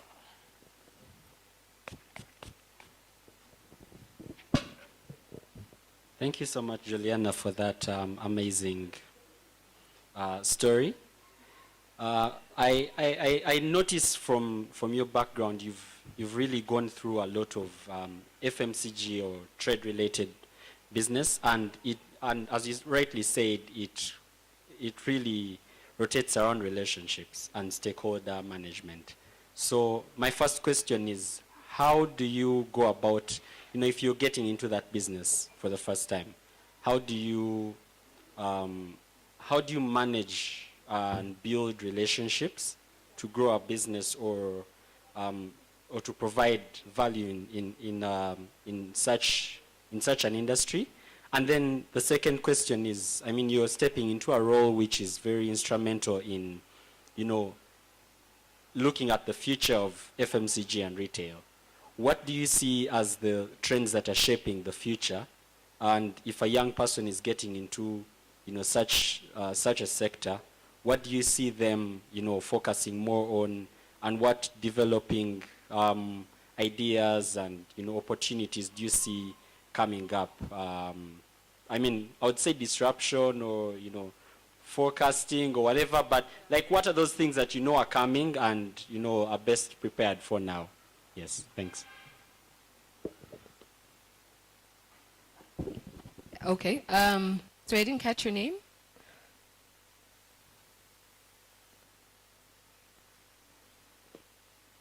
Hello, my name is Mutabazi Geoffrey. I'm an entrepreneur. Okay. Yeah, Geoffrey. So two things. I think for me, let me start with the trends because those ones are right here. And then I'll dig deeper for how to build rapport.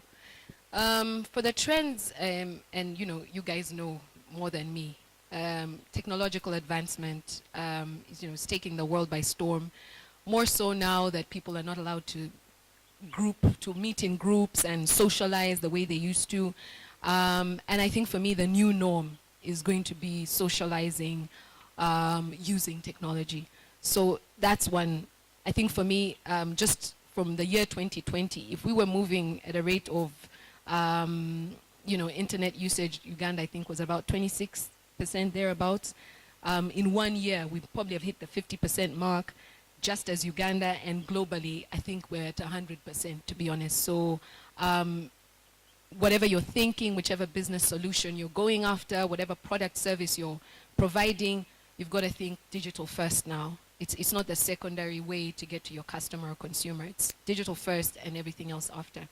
The other one is around uniqueness and originality and individuality. I think we're seeing a lot of that now as well, especially with, there's this new wave, I think the term is Africanicity, where people are really embracing their roots and in so doing expressing themselves, whether it's through fashion, fabric, music.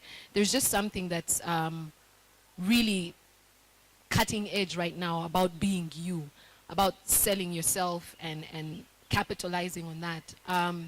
I watch a lot of comedy, so I was watching Dean Cole earlier this week, and he said something that stuck with me. He said, people spend a lot of time trying to be another thing or another person or emulate, and yet all you really need to do is work on you, because that's the most unique proposition you have, because you're not like any other person on earth, not even if you had a twin sister or a twin brother.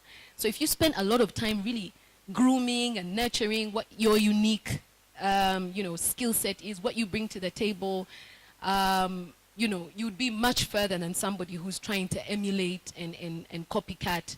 And the example that Dean Cole used was, people, girls going around trying to be like Nicki Minaj, trying to look like Nicki Minaj. Nicki doesn't look like Nicki Minaj, So you're trying to look like something that doesn't exist. So how about you spend that same time and effort in just building your own uniqueness and capacity therein. So we're seeing a trend on that. In terms of the commercial space, again, I think I've said it. What used to be the typical routes to market, if you were using trucks to get your products out, if you were using, I don't know which other means, now you're seeing options and routes to market like Safe Border, Jumia. Those guys are taking over now. So it's also just around thinking the traditional solutions to doing business are no longer there. So there's one option of getting to your consumer, as I've already talked about digital, but even just how are you going to wholesale your products? How are you going to, you've got to think through solutions that are not necessarily here right now. So innovation is the other one. So for me, I think this last year or call it a decade, has spurred a new era of innovation like we've never seen. So the opportunities are really there for the taking. I would say that on that one. In terms of building rapport, I like to keep it old school. So I mean, know your customer. We call it KYC. Know your customer, know your consumer. It's the same way you build a relationship if you were chatting up a girl. I mean, the first thing is to find out what they like, you know. So if you know, depending on what business solution you're selling or which customers you're going after, the first thing is to find out what their needs are, what makes them tick, how do they socialize, how do they interact, what are they, and you know, nowadays with with what technology has become, you can actually deep dive into somebody's consumption habits, into their even their social habits, to be honest, you know, where they go, how often are they at Salama Springs, for lack of a better example. So that's where, for me, rapport begins. Rapport starts from there, and a lot of times we start with introducing ourselves and talking about ourselves and what do I like and then people must fall in line with that. I like swimming, and therefore if you don't, you're off. The first thing is to find out what does your customer want and what does your consumer need. And that goes across all your relationships, whether it's with your boss, whether it's with your employees. You want to know, you want to start with what makes them tick. So once you start to understand what motivates and inspires a person, I mean, the rest is history. I could give you a couple of tools offline because there's also a technical way to really unpack individuals. Human beings exist in 16 personality sets. And so unless you're an off layer, like, you know, Napoleon Bonaparte, or you're like Hitler, and then we really don't have a personality set for you. But if you're a normal human being, average human being is really one of 16 personality sets. And once you understand what type of personality they are, then you can start speaking to their motivations, you can start speaking to really what makes them tick. And you can also understand what will, you know, essentially bore them. Yeah. Thank you very much. Hi, Juliana. Hi. I love that you've done so well for yourself. And I need to ask, when you got to stop signs and crossroads, what was your mindset? How did you get through that? What was your attitude towards it? Because that's where many of us go wrong. How did you get, when you go to that point, how did you manage? Okay. Crossroads, stop signs. I've already said it helps that I have so many mouths to feed. So generally I don't stop too long. Just keep thinking about hungry children. But more than that, I think for me, I take and draw inspiration from, you know, the people that have come before me. A lot from my mentors. And even without speaking to your mentor, by the way, when you're at a stop sign, they've probably gone through something similar in their lifetime. And you know, there's a saying, history repeats itself. Every time you're at a crossroads, or it's highly unlikely that stop sign or that crossroad is unique to just you. Highly unlikely. People have been there and people have overcome. And so for me, it's always been a question of what did, you know, my forefathers or whoever came before me do in this instance. If it is not apparent to me, I, you know, seek advice. I seek inspiration. But really, for me, what gets me over one difficult situation to the next or challenge is the confidence and belief that there are those who have come before me. Some really great kick-ass marketeers, people who are now vice presidents in organizations, Unilever and what have you. And I'd like to imagine they've been through this same journey thereabouts and didn't stop. And this is why they're where they are. Yeah.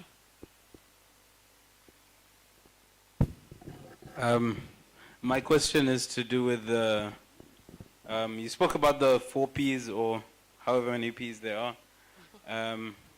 It would be if you had the opportunity to reconstruct or reconstitute the governing factors of marketing or branding and communication, what would you consider as the 4 Ps, not necessarily alphabetical, but the 4 Ps that you used in your career?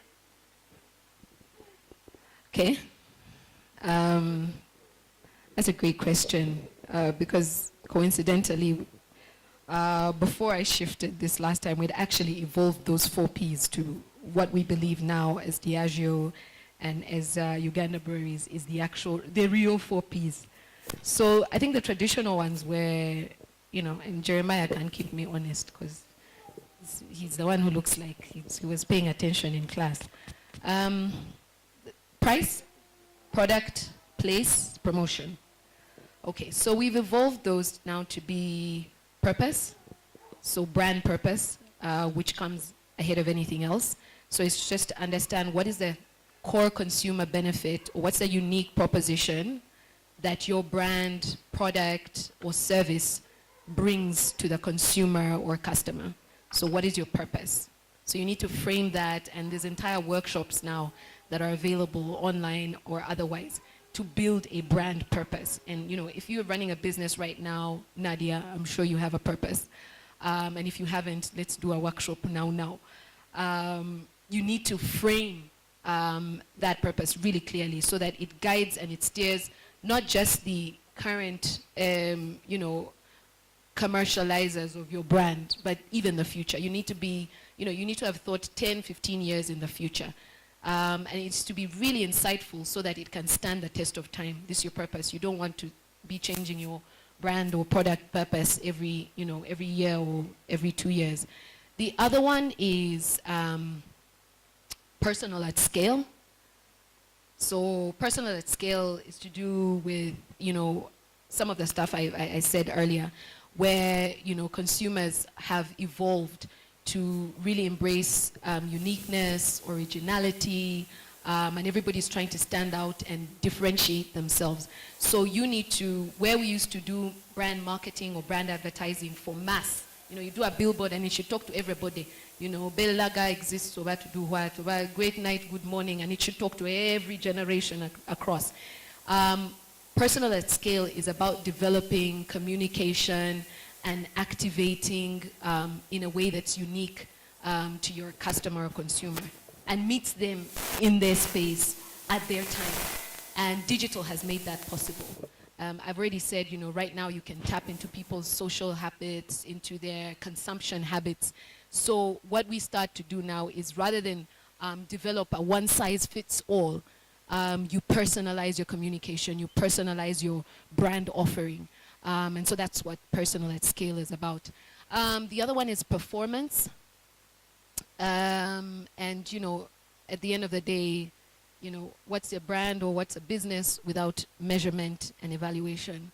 And so performance is to do with your net revenue, is to do with your bottom line, is to do with your COGS and your overheads, all that stuff in there, because the traditional marketeer used to be concerned with advertising, communication, and activating, and experiential, light camera action. And so you're spending.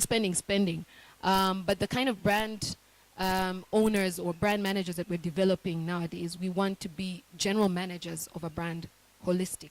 So that, speaks to your business as well. You can't just develop a great product that's really great and is touching on Africanicity and uniqueness and all the things we've talked about, and then not measure what your costs are and, how much money you're making and how much money you're spending to make that money. So performance is the other very key one. And then the last one, I think, is people. I think, it's people. If it's not people, I need to check. But yeah, I think it's people. So that's to do with your consumers and their beliefs and their habits and their motivations and what inspires them. So everything to do with your consumer then sits in there.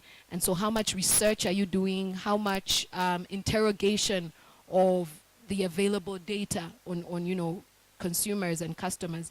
How much of that are you doing in order to come up with, insights that, speak to and can help you grow your business?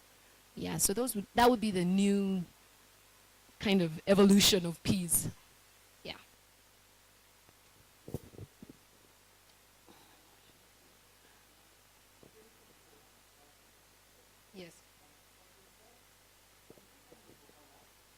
They do. That's why I wasn't really sure about people. Allow me to get back to you on that. No, but personal at scale is more about personalizing your communication and advertising, whereas people is around interrogating their habits and their consumption patterns. So personal at scale is about the development of your product and what you're putting out there to speak to people, and people is about understanding their habits. So there's a bit of a distinction in there. So here you're researching behavior, you know, demographics, social, economic status, all that stuff sits under people, whereas personal at scale speaks to what can you do from a digital aspect to touch as many people as possible, but make the proposition as unique as possible as you're touching each consumer. Yeah. Thank you. I'm Susan Birungi. It's my first time here, and I would like to tell you that it has been worth my Sunday afternoon. First of all, I'm meeting you for the third time, and this is the first time I've heard you speak. I loved you the first time I saw you, and I think now I can tell you I really, really love you.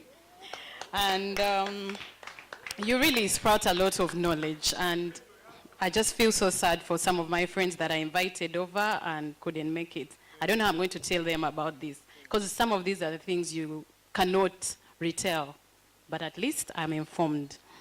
Now, my questions are not about business, but personal life. Like, what motivates you? What inspires you?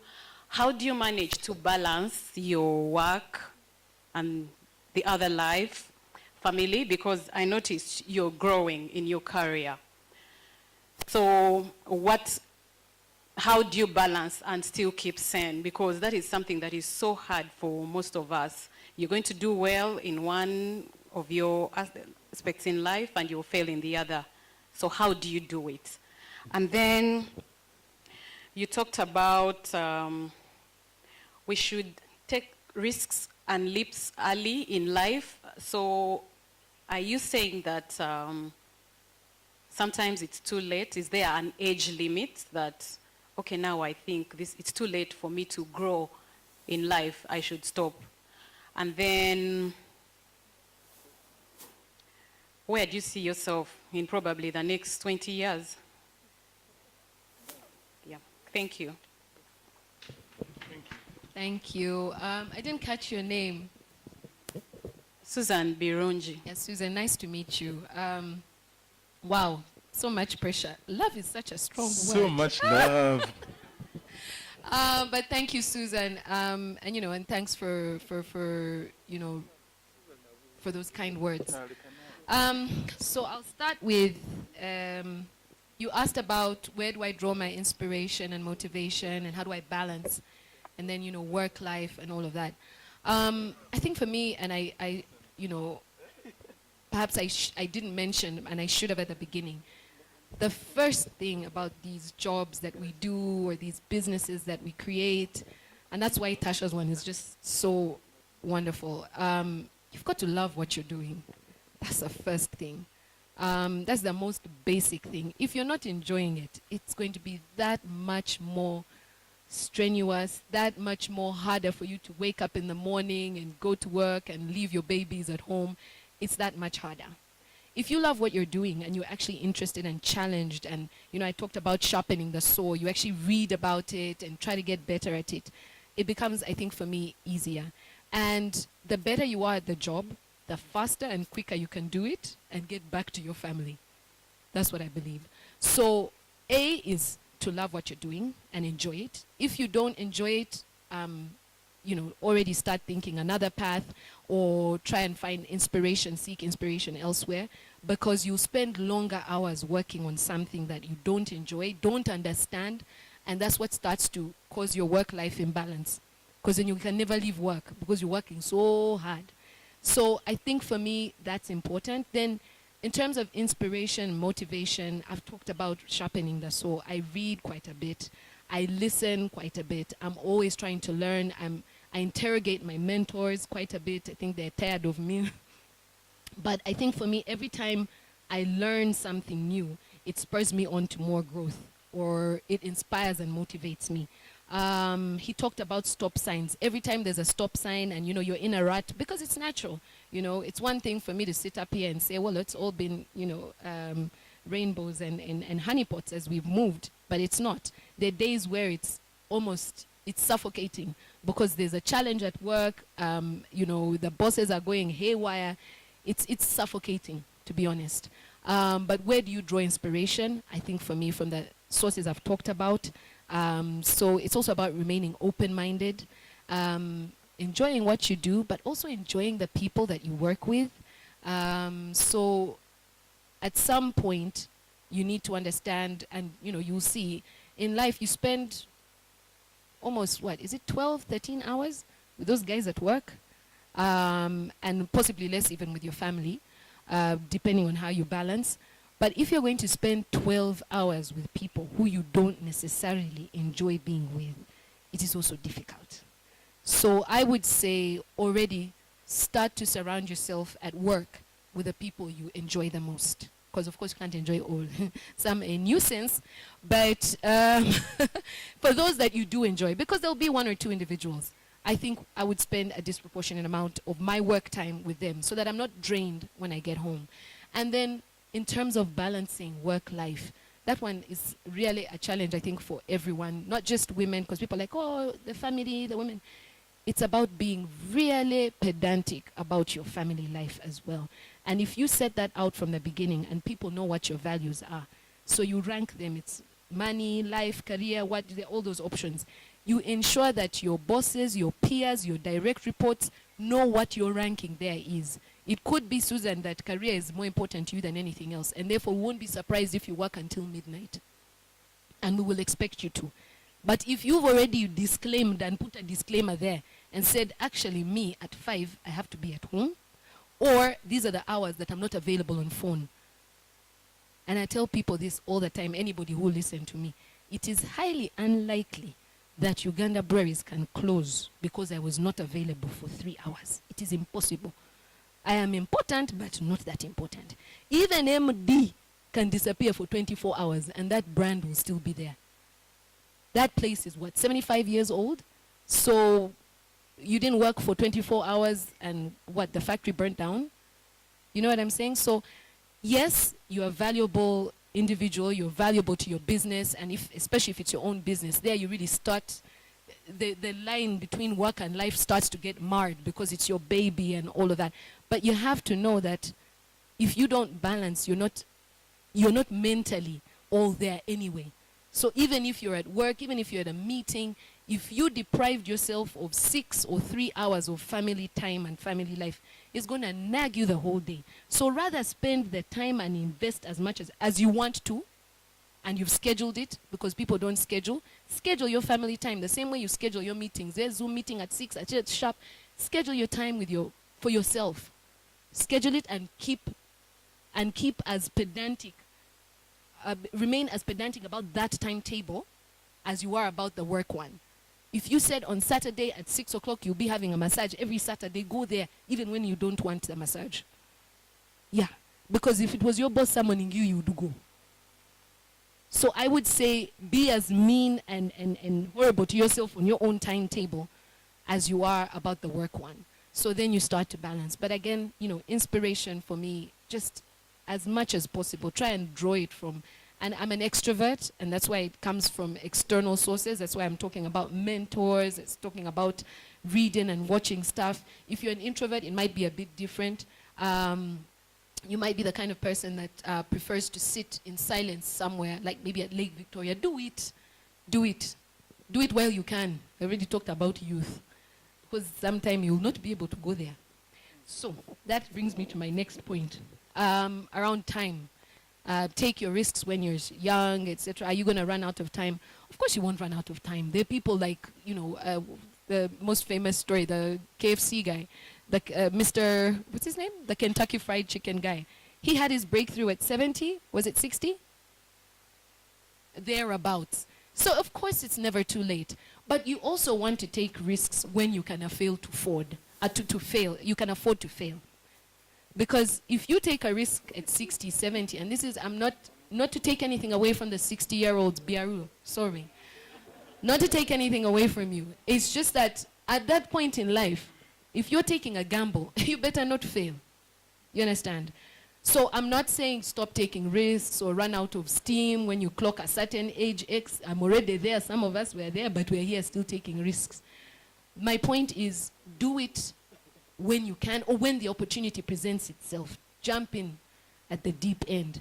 So don't second think it, especially in your youth. Because there you can fail, you can pick yourself up, you try again, you have options. So for me, that's what I meant. It's not to say, Susan, when you're 60, run out of steam. Please don't. You must keep on keeping on. But if you have the opportunities now, take them. If you have the gambles, do it now. Yeah. Hello, I'm Hakeem Luma. A couple of friends of mine run a creative agency. So I just had a question about, as a seasoned marketeer, how reliant are you on consumer data, and how accessible is it, considering most of Ugandans' data is not properly kept, or yeah. Also, like, how do you cultivate the data? Do you work with agencies or something like that? Yep. I would say we're 100% reliant on consumer information. We don't make one move without gathering consumer information, generating insights, drilling the data, and mining the data for those consumer insights that make compelling advertising and promotion decisions. So yeah, we are heavily reliant on it, and we do have a couple of reliable agencies in Uganda. If I'm to mention a few, personally, well, we use the retail audit company called Track. They have a couple of firms here locally, Frontline. There's Research World, if I'm remembering correctly. There's Ipsos. There's Synovate. There's quite a few really if you research, and so that information is available, and we do a lot of drilling. It's what the marketeers in my company spend day and night on, is drilling insights. Obviously, there is the gut feel and the instinct for which we hire, people, because otherwise then robots and machines would be making these decisions. But yeah, we're very heavily reliant and believe that our consumers guide everything we do. So we're reliant on that data. Yeah. Hi, my name is Sharon. I am very passionate about marketing and all things related. My question is, okay, it's in two phases, it's in two parts, but it's the same question. The first part is, as a woman in the workplace, I'm not, clearly I don't have as many years of experience as you, but I can imagine that, like you said, the challenges that people face are not new to you, you get. Have you ever found yourself, okay, so the first part is, have you ever found yourself in a situation where people undermined you or didn't think you had much value because you're a woman? And how did you handle that situation?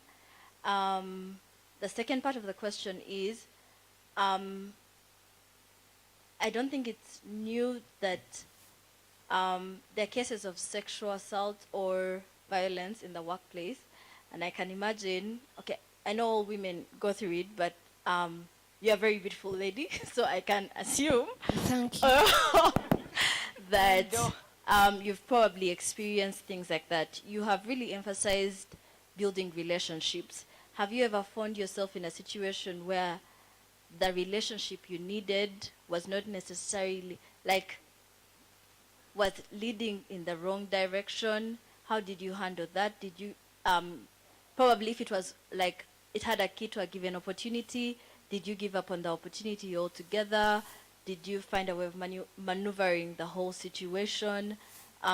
did you, like, how did you handle the situation at choosing between your own well-being and your safety and also advancing yourself overall? All right, thanks, Sharon. I just hope Mr. Kagwa had. Did he hear? Okay. Yes, the part where she said I'm beautiful, not the one about advances at work. So I think for me is, yeah, women in the workplace and probably being challenged or not being given as much audience. Is that what you're saying, in the boardroom, just because you're a woman? Or let's see. To be fair, I think for me, the one malignment I would say I've experienced in life would be around color and race. I've not been through personally the whole, you're a woman, so don't talk. I've been lucky in my career. I've worked with men who actually value the opinion of women. And, the brewery is about, I think we're 30% female, 70% men. So we're almost, because we are rare, we're treated relatively better, I think. But I would say that in a situation where you're feeling maligned or belittled, the first thing is around performance currency, and I hate to go back to that, is just, are you delivering what you were expected to deliver? And then more, and then a little bit more, because then that's what sets you aside from everybody else. So if you're already in a situation, a position where you think they're not expecting too much from you, the onus, I think, is on you to first of all surprise them by delivering your goals. So you don't want to be in a situation where you're already a 60, 70% type performer, and then you're also the one crying foul. You understand? Or they didn't listen to my idea, etc. Is to first deliver the bare minimum, spend time on that. So build your performance currency and make sure they know it. Because a lot of times people are joboing, working day and night, but nobody knows your great works. Or just your boss knows your great works. So make sure you're also doing a bit of advertising and promotion of yourself as you go along. If you did a great paper and your boss has said it's great, what's stopping you from bouncing it off other bosses? Say, what do you think of this? They said it's great, but for you, what do you think? Yeah, that's politics 101. So you're looking for feedback, and that's how you're growing. Yeah. So I'd say build your performance currency, but then also the way to get around maybe a couple of people, because it will not be too many people who have that myopic way of thinking, is to have the endorsement of other people that matter and count. So again, back to relationship currency. If somebody is, what are they called, people who don't like women? Womanist? Sexist? Misogynist, that's the word. Yeah, thanks, Nisha. I knew you were here for something. So misogynist. So if that person's like that, that's probably one person in the office. And when I think about my experience with a person that had an issue, I think for me, with race, and specifically us people of here, don't want to use the other R word, but that person was alone and proceeded to die in their movie. Because we had built relationship currency and rapport with other people who mattered and whose decisions and opinions mattered just as much as his or even more. You understand? So I would not get stuck on one person or two individuals who think a certain narrow-minded type of way, because you're bigger than that. And so I would rise above if that were me. In terms of have they made advances, if they have, I might have missed them because I am quite busy and my job is demanding. So I'm honestly, and between work and life, I don't think I have the, what's the word? The airtime. And so that's the approach I would advise you to take. Because you're an attractive lady as well. So of course people are going to be hollering, whatnot. But if you're busy, if the same way they're at work hollering at you, even in real life they're hollering at you, you don't have bandwidth and airtime for everybody hollering, do you? So I think for me, I would be too busy for them to have airtime with me. And then for those who actually have a say in my career, and maybe are trying to stifle my growth because I refused their advances, etc. Every organization right now in the world, especially since the Me Too organization, has an escalation avenue. So don't wait, don't leave it too long, don't let it fester. If you're uncomfortable, you know, now is the time to speak. Now is the time people are listening. You know, it's not those days where people are like, oh no, she's just, you know, trying to get ahead, etc. If there is something uncomfortable happening for you at work, you must escalate it. Must escalate it. I would say. If I were you, I would do that. But lucky for me, I have no bandwidth. So, too many children and everything. So, Sharon, you were going to say something? Yes, okay, yes, there's advances and stuff, but specifically, like, in strategically beneficial relationships, where many times probably the other person is not able to draw the line. Like, you need to give this person your airtime for one reason or another. Maybe they have access to an opportunity, a network, an idea that you may be interested in. So making that call between, because yeah, you're a very busy person, but like, there's something you need from this person, and what they probably want or imply that you should give in exchange is too expensive for you. Yeah. I would say, work life is the same as real life. You know, it's not unique. So Sharon, people have advanced you, I'm sure even here in real life, where you're like, okay, no, I'm not exchanging that for that, because, so I would approach it the same way. And it's good to have like honest conversations, because some of these people, honestly, I think don't know. They probably think that you're just as interested because you've been chatting with them. Kumbe you've just been going after your agenda. So it's good to draw the line, and you'll be surprised how many people will then respect you for it. It's like, no, she called me out, and then I'll move on to the next person. So thanks so much, you didn't waste my time. So I would try to have those honest conversations. But to be honest, being a woman or a female in the workplace is also an advantage. You know, so some people will do you favors, and it's fine to take those favors just because, it is, Sharon, the young Sharon in marketing, etc. As long as you're not giving anything that is compromising you, your values, or your morals, I would say play it the same way you play real life. Because if in real life, I mean, you'll be standing in a queue in the bank, and then just because you're Sharon, some guy will give you space. Are you going to say, no, it's not equal, it's not equal? I'm going to stand at the back. No, he will take the place and go. You know what I'm saying? So I would say, don't remove work situations from real life. How would you manage it in real life? You know, you need to be street smart. It's okay to use your feminine wiles because they get you ahead. That's the truth. And it's a competitive advantage. Jeremiah will never be able to bat his eyelids and they sign the PO. He will never be able to. You've not seen him try. You've not seen him try to bat his eyelids. Yeah. So, but it's up to you to, draw the line. And if it's uncomfortable for you, please, as I said, make sure you escalate before then it becomes a story of he said, she said type thing. Yeah. Hi, my name is Maria, and just a few questions.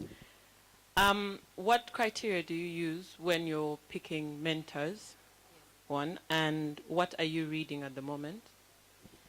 Okay, my career primarily for like about 15, 16 years was marketing and sales driven commercial. And so a lot of my mentors are in that space.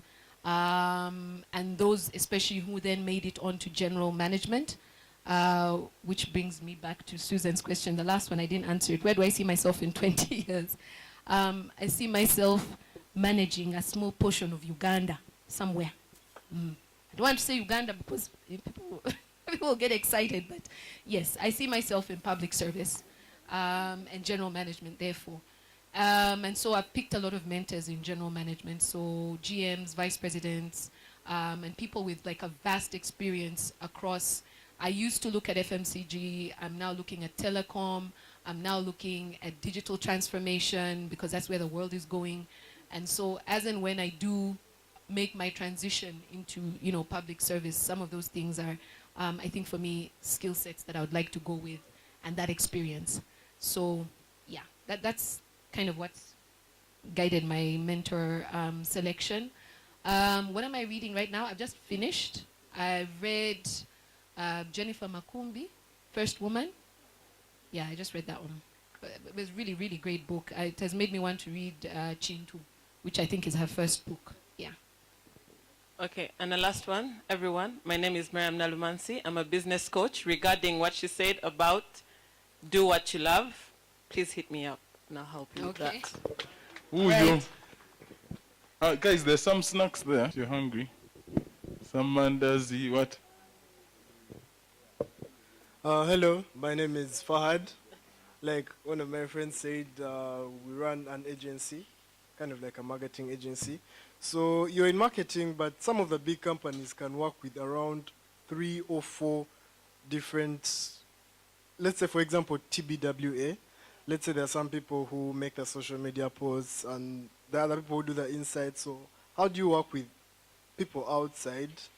Because you talked about the marketeers getting insights on customer data, but like, let's say, how do you want to get data on someone in like Captura? Someone who has no digital access, how do you get data on such people? Yeah. Well, I think for me is when you're doing research, you obviously you can't interview every single one of the 40 million Ugandans. So you do a sample space and you make assumptions from those statistics. So our sample space at any one time is about 2,000 consumers, and then we make inferences from there. Yeah. But to answer your question around if somebody doesn't have digital access, we actually have physical interviewers. Of course, that's been compromised since this whole pandemic, etc. But we have physical interviewers, guys actually filling out physical forms. So we have the most rudimentary way of collecting data, right until the most, digital savvy means of collecting data. Yeah. But to your point, the likelihood of us interviewing someone in deep, for example, Olilim or Tuke, we'll probably interview a couple of people in Lira town and then make inferences from there. So it also becomes a very costly exercise every time you move further and further out. Yeah.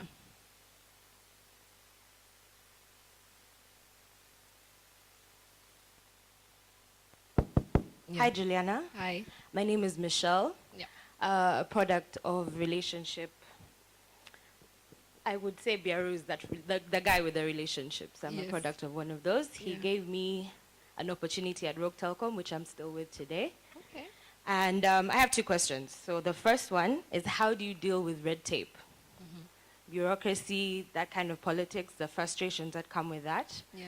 And then lastly, would you leave the corporate world to start your own business? The reason I ask that is because I appreciate the structure of the corporate world, a 9 to 5. I know how to work from a time to a certain time, but when you're an entrepreneur, there's no time like 9 to 5. You're working all day, every day for your business. So just asking, would you do that, and why? Okay. I think for me, I'll answer the last question first.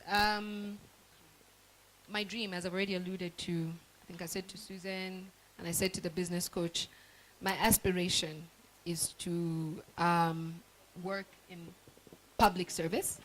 And the reason that has been a dream of mine for a long time is really very basic. My mother was a civil servant, and I already mentioned I draw a lot of inspiration from her and a couple of other strong women.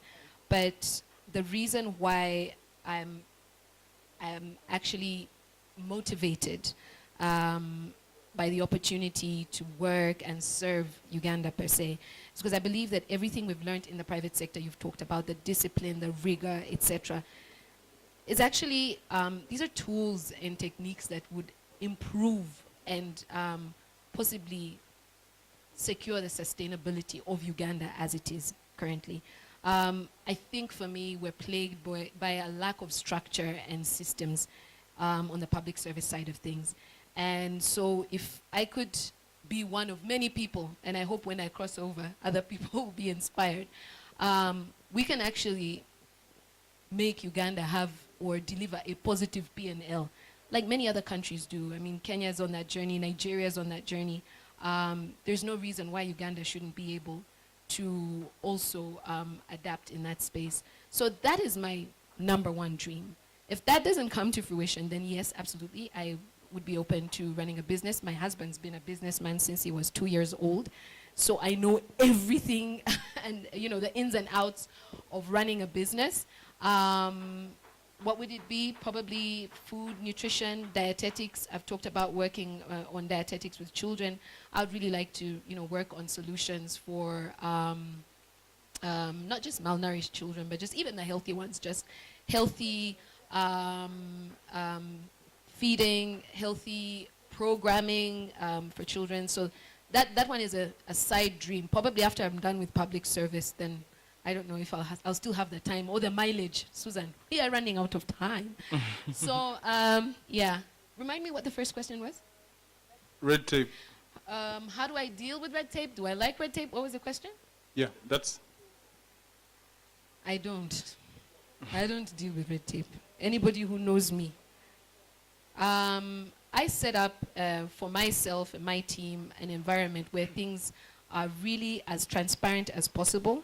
So our communication, I make sure that our communication is, first of all, very timely, because part of red tape is just failure of communication, by the way, nothing else. So people talk about, that person is difficult in the system, etc.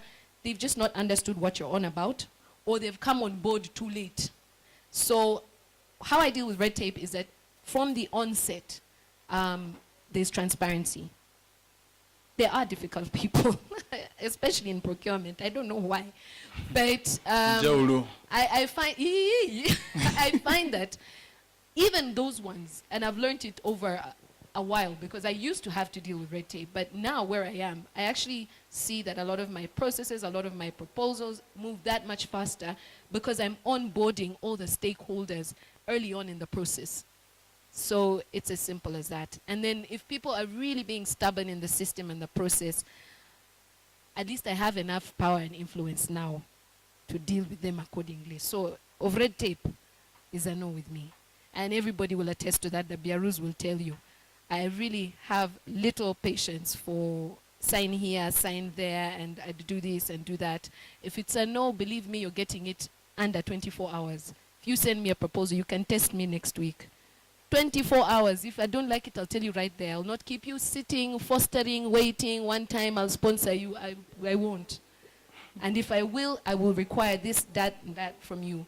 And if you're not able to deliver it, then we part ways. So, yeah, that's the way I like to kind of work. I have a question, Juliana. But Shakib. Chichi, kankuwe mukamu. Abantu bachayagala. You're the world's worst moderator. It's all right. It's all right. I'm not sending you my proposal. That's what I'm not doing. My question is really about your industry. Yes. And the negative externalities that come, especially from misuse of your product.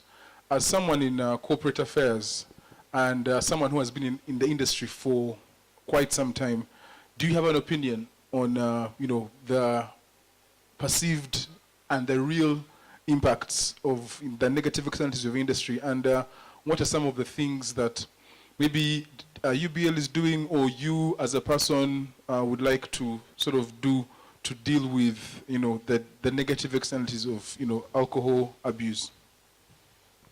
Yeah, it's a great one, and you're right. There is a bit of a negative perception with, you know, several stakeholders around alcohol and its role in society. So as Diageo and as Uganda Breweries, we have a whole agenda and strategy around that. So there's a thing we call DIS, or I'll call it AIS, Alcohol in Society, or Diageo in Society. And it's really around sensitization and education of people around what the actual role of alcohol in society is and should be. There is nothing wrong with the use of alcohol. The problem is the abuse of it. And so if we start to be a part of the solution, and that's what we're trying to do, working very closely with different stakeholders in government, to really unpack what is abuse, what are the repercussions of it. You know, you guys must be privy to a lot of our campaigns. There's one called Red Card. where we have partnerships with Uber, so really going out to actively demonstrate we don't encourage drinking and driving. We are now more recently proposing that a drink IQ quiz is part and parcel of the driving curriculum in the country. So before you get a driving permit, whether you've gotten it as a Valentine's gift or no, you have to do your drink IQ test so you just understand, what are the repercussions of drinking and driving and all of that. But I think for me the bigger issue is just people understanding what is our role. So our role is to celebrate life every day, everywhere. That is what we pride ourselves on. We want to be part of celebrations and good times. We do not want to be a part of drinking and driving and abuse and underage and all of that. And we have gone out of our way. We actually spend a disproportionate amount of our budget on education and sensitization of youth. We're introducing a program called Smashed, and that will be, it will actually go to all tertiary institutions once schools are back in play. And we want to start educating people right from high school around how to use alcohol so that you are enjoying it rather than it enjoying you. So it's very, very important to us, to your point, and we're spending a lot of time on that. But just so again, you understand what our role is in society, and I talked about being really passionate about making this move to corporate relations.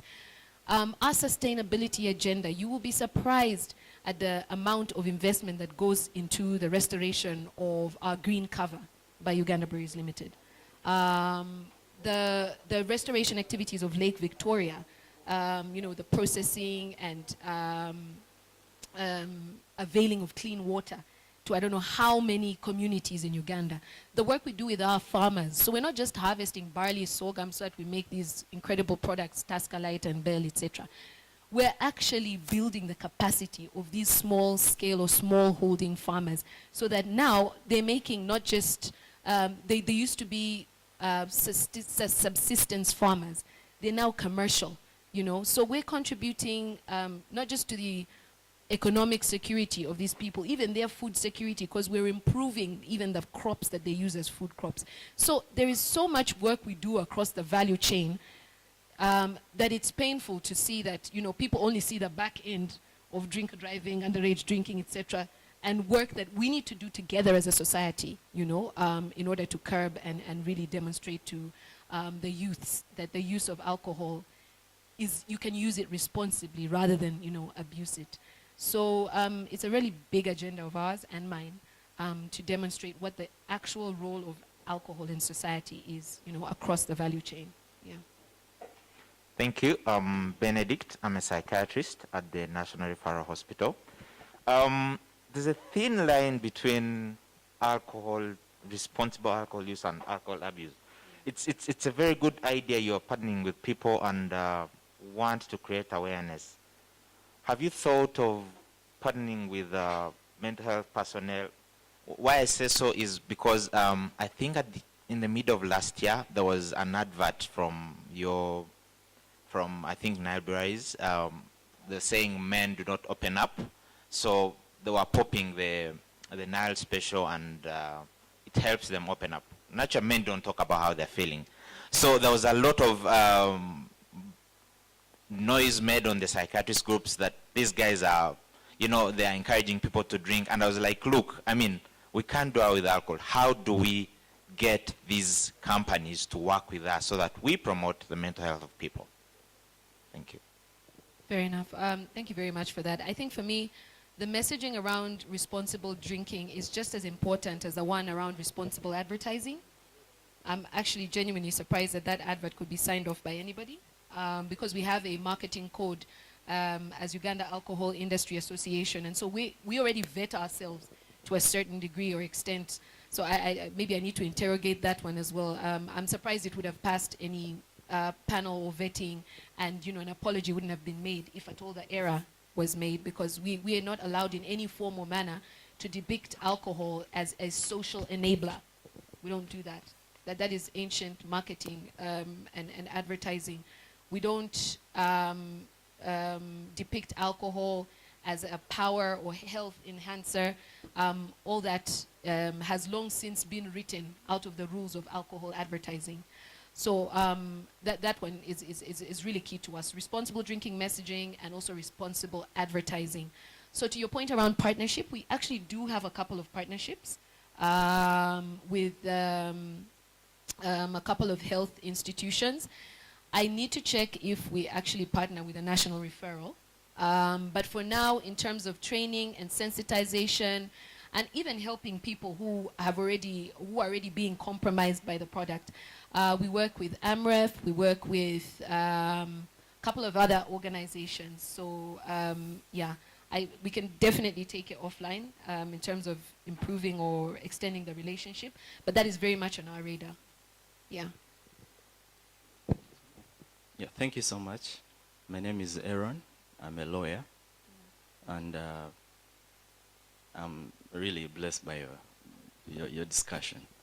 But we all understand that growing individually, whether commercially or socially, relies on networking, effective networking. And I believe where you are, it's been because of effective networking to a larger extent. So taking examples from your own past experiences, what are some of the best ways one can use to network more effectively, to grow professionally or business-wise, and in any other venture they're involved in? Thank you. All right, thank you for that question, which really should be the last. Yeah, it's just this one. Really out of order. I think for me, in terms of networking, it starts with understanding where it is you want to go, what it is you're trying to accomplish. So people, we do it for organizations. You can also do a personal one. You can draw a stakeholder engagement map to just pinpoint who are the critical stakeholders in your journey, who are the ones you need to see disproportionately, who are the ones you need to maybe just keep warm and see maybe once a year or so often. And for the critical ones, you start to map out also where are you going to see them. Are you seeing them by appointment? Are you ensuring you're attending the same weddings and giveaways? Are you meeting them for breakfast meetings? So which kind of platforms or forums are available to you to meet and interact with those critical stakeholders?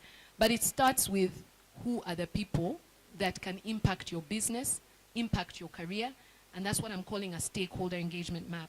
So, and people say, I've gone to network, social networking, I hear there's a breakfast meeting at the Sheraton hosted by the New Vision, I've gone to network. Who are you meeting there? And what, you know, what value are they going to add to you?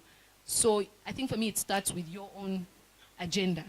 And once you're clear on what you're trying to accomplish, then you start to map out who you need and where you shall find them. So it's called a stakeholder engagement map. Yeah. And then you start your networking from there. See, if that was the last question, we wouldn't have, had such an amazing answer. But now I have the last question. Yeah, I promise you. It's come from someone who's been watching online, and they were asking. You've had from your career. Looks like you started a long time ago. Like you've had a really long career and started at an early age. And what advice would the Juliana now give to the Juliana that started, in the first 15 years ago? I think they stole my question from my mind, but I won't say. The Juliana now, what I would have said to Juliana back then was, I think I would have benefited from starting on sharpening the saw earlier. I think I was spending a lot of time working, applying myself, 24 hours, it's just output for the business. I would have taken a bit more time for myself and my personal growth. So that sharpening the saw, I talked about the 7th habit. I would have probably studied a bit more, done a bit more self-realization exercises or training. I would have spent more time on myself, which I'm doing now. So I feel like I would have had the opportunity then. Yeah. Thank you very much, Juliana. Hey, big round of applause, guys. Thank you. Big round of applause. I would like to invite Nisha to come give us a vote of thanks. Sanitizer.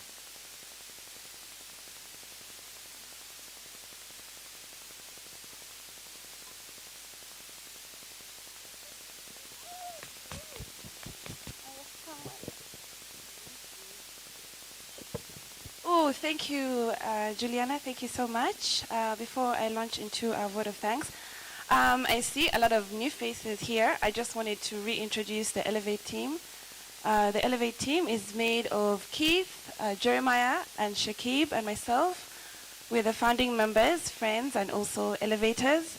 So we'd like to welcome everyone that has joined us today on this Sunday. Before I talk about Juliana's talk, I just wanted to take you guys through how we choose our speakers. There have been a lot of questions from people about how we get to decide. So we've got 4 different types of speakers. We have gurus who are like known for a particular thing, entrepreneurs like speakers we've had before, such as Bob Carbonero and Ben Kavuya. We have CEOs and corporate professionals like Juliana and Judy that we had the last time. And the last one is, yes, technocrats. So we had a technocrat in December last year. I know it was a bit confusing for some of you, but it's really important, like Juliana said, to really form relationships that are very wide. You just can't know entrepreneurs only. You need to know government people. You need to know professional lawyers. You need to know corporate people. So it's just really part of what we're trying to bring to you as Elevate. So thanks to all our business showcases, the businesses that have presented here to us today add value to all of you from a personal and professional side. So we really encourage you to reach out to them even after here so you can develop yourselves further. Thank you, Juliana, for giving us an understanding of the value of relationship currency and the value of choosing your own path and sticking to it. A lot of us are just starting out, you know, most of us are young. Some of us finished uni like 10 years ago, so I was like, I know the 4Ps too, the old 4Ps. But yeah, so we're just getting a taste of failure and having to adapt or die as well. Most people always say they don't want to get into office politics, it's too messy, but you can't win if you don't play the game. So I'm glad that you mentioned that today. Thank you for all the solid examples, the mini marketing class. I learned some things, I actually jotted them down, I'll be using them. And those will help us to carry out your advice. And we are looking forward to your ongoing support of Elevate, and we hope you can come on board as a sponsor. Yes. Thank you very much. Thank you to everyone that has joined us today. Shakib, can you thank our sponsors all over again? Thank you so much, Juliana. Thank you, thank you. Big round of applause for Juliana and for Nunu. So thank you guys for coming. This brings us to the end of our 7th Elevate session. Thank you for keeping time. Thank you for being very engaging. We still have the Elevate Book Club that's going on. We have Howard, our representative for that, if you want to get involved. We've not had a lot of activity in this past time, so we'd like to encourage you guys to come and bring some more ideas that can allow us to share more and read more. We have the Elevate Den, which is a business competition for improving your business and hopefully getting some financing. If you're interested in that, please reach out to Jeremiah to register for when you're going to be...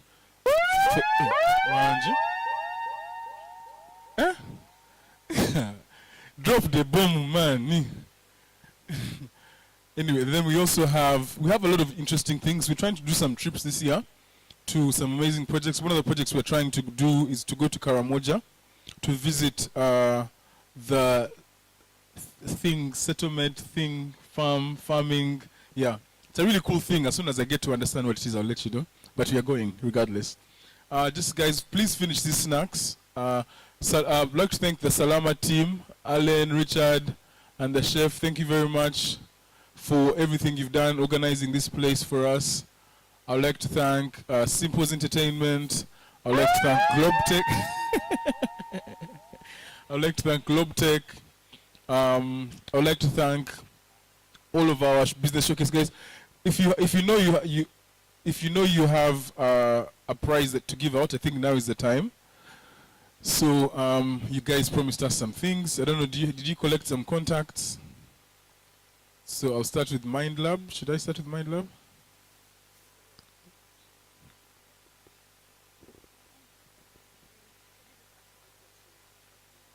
So Mind Lab has requested for more contacts. There's not enough people to join to make a fair draft. So please, guys, as you're leaving, leave your contact information with Mind Lab, and they'll be able to give you our social media pages. We'll announce our prices on the social media pages. Okay. For Mind Lab, yeah, you'll get the winner of the Mind Lab prizes on our social media, and also for Mims Mirembe. This is how they don't give us our things. Mama, Dan Athletics, Tegeka, do we have some winners? Huh? Not yet. You have to submit your names at the place to win. At all that you guys have not been listening to anything I've said, huh? Oh wow. Just go to all the stands and submit your names. If you don't have an Tegeka is giving away a free laundry and free house cleaning. Dan Athletics is giving away free Pilates and a portable Pilates studio and a knee bracelet. A knee bracelet? A knee brace. You've won too. I might have won everything, guys. Can you not have that? DJ, please stop me from talking. Thank you. Guys, thank you very much for coming.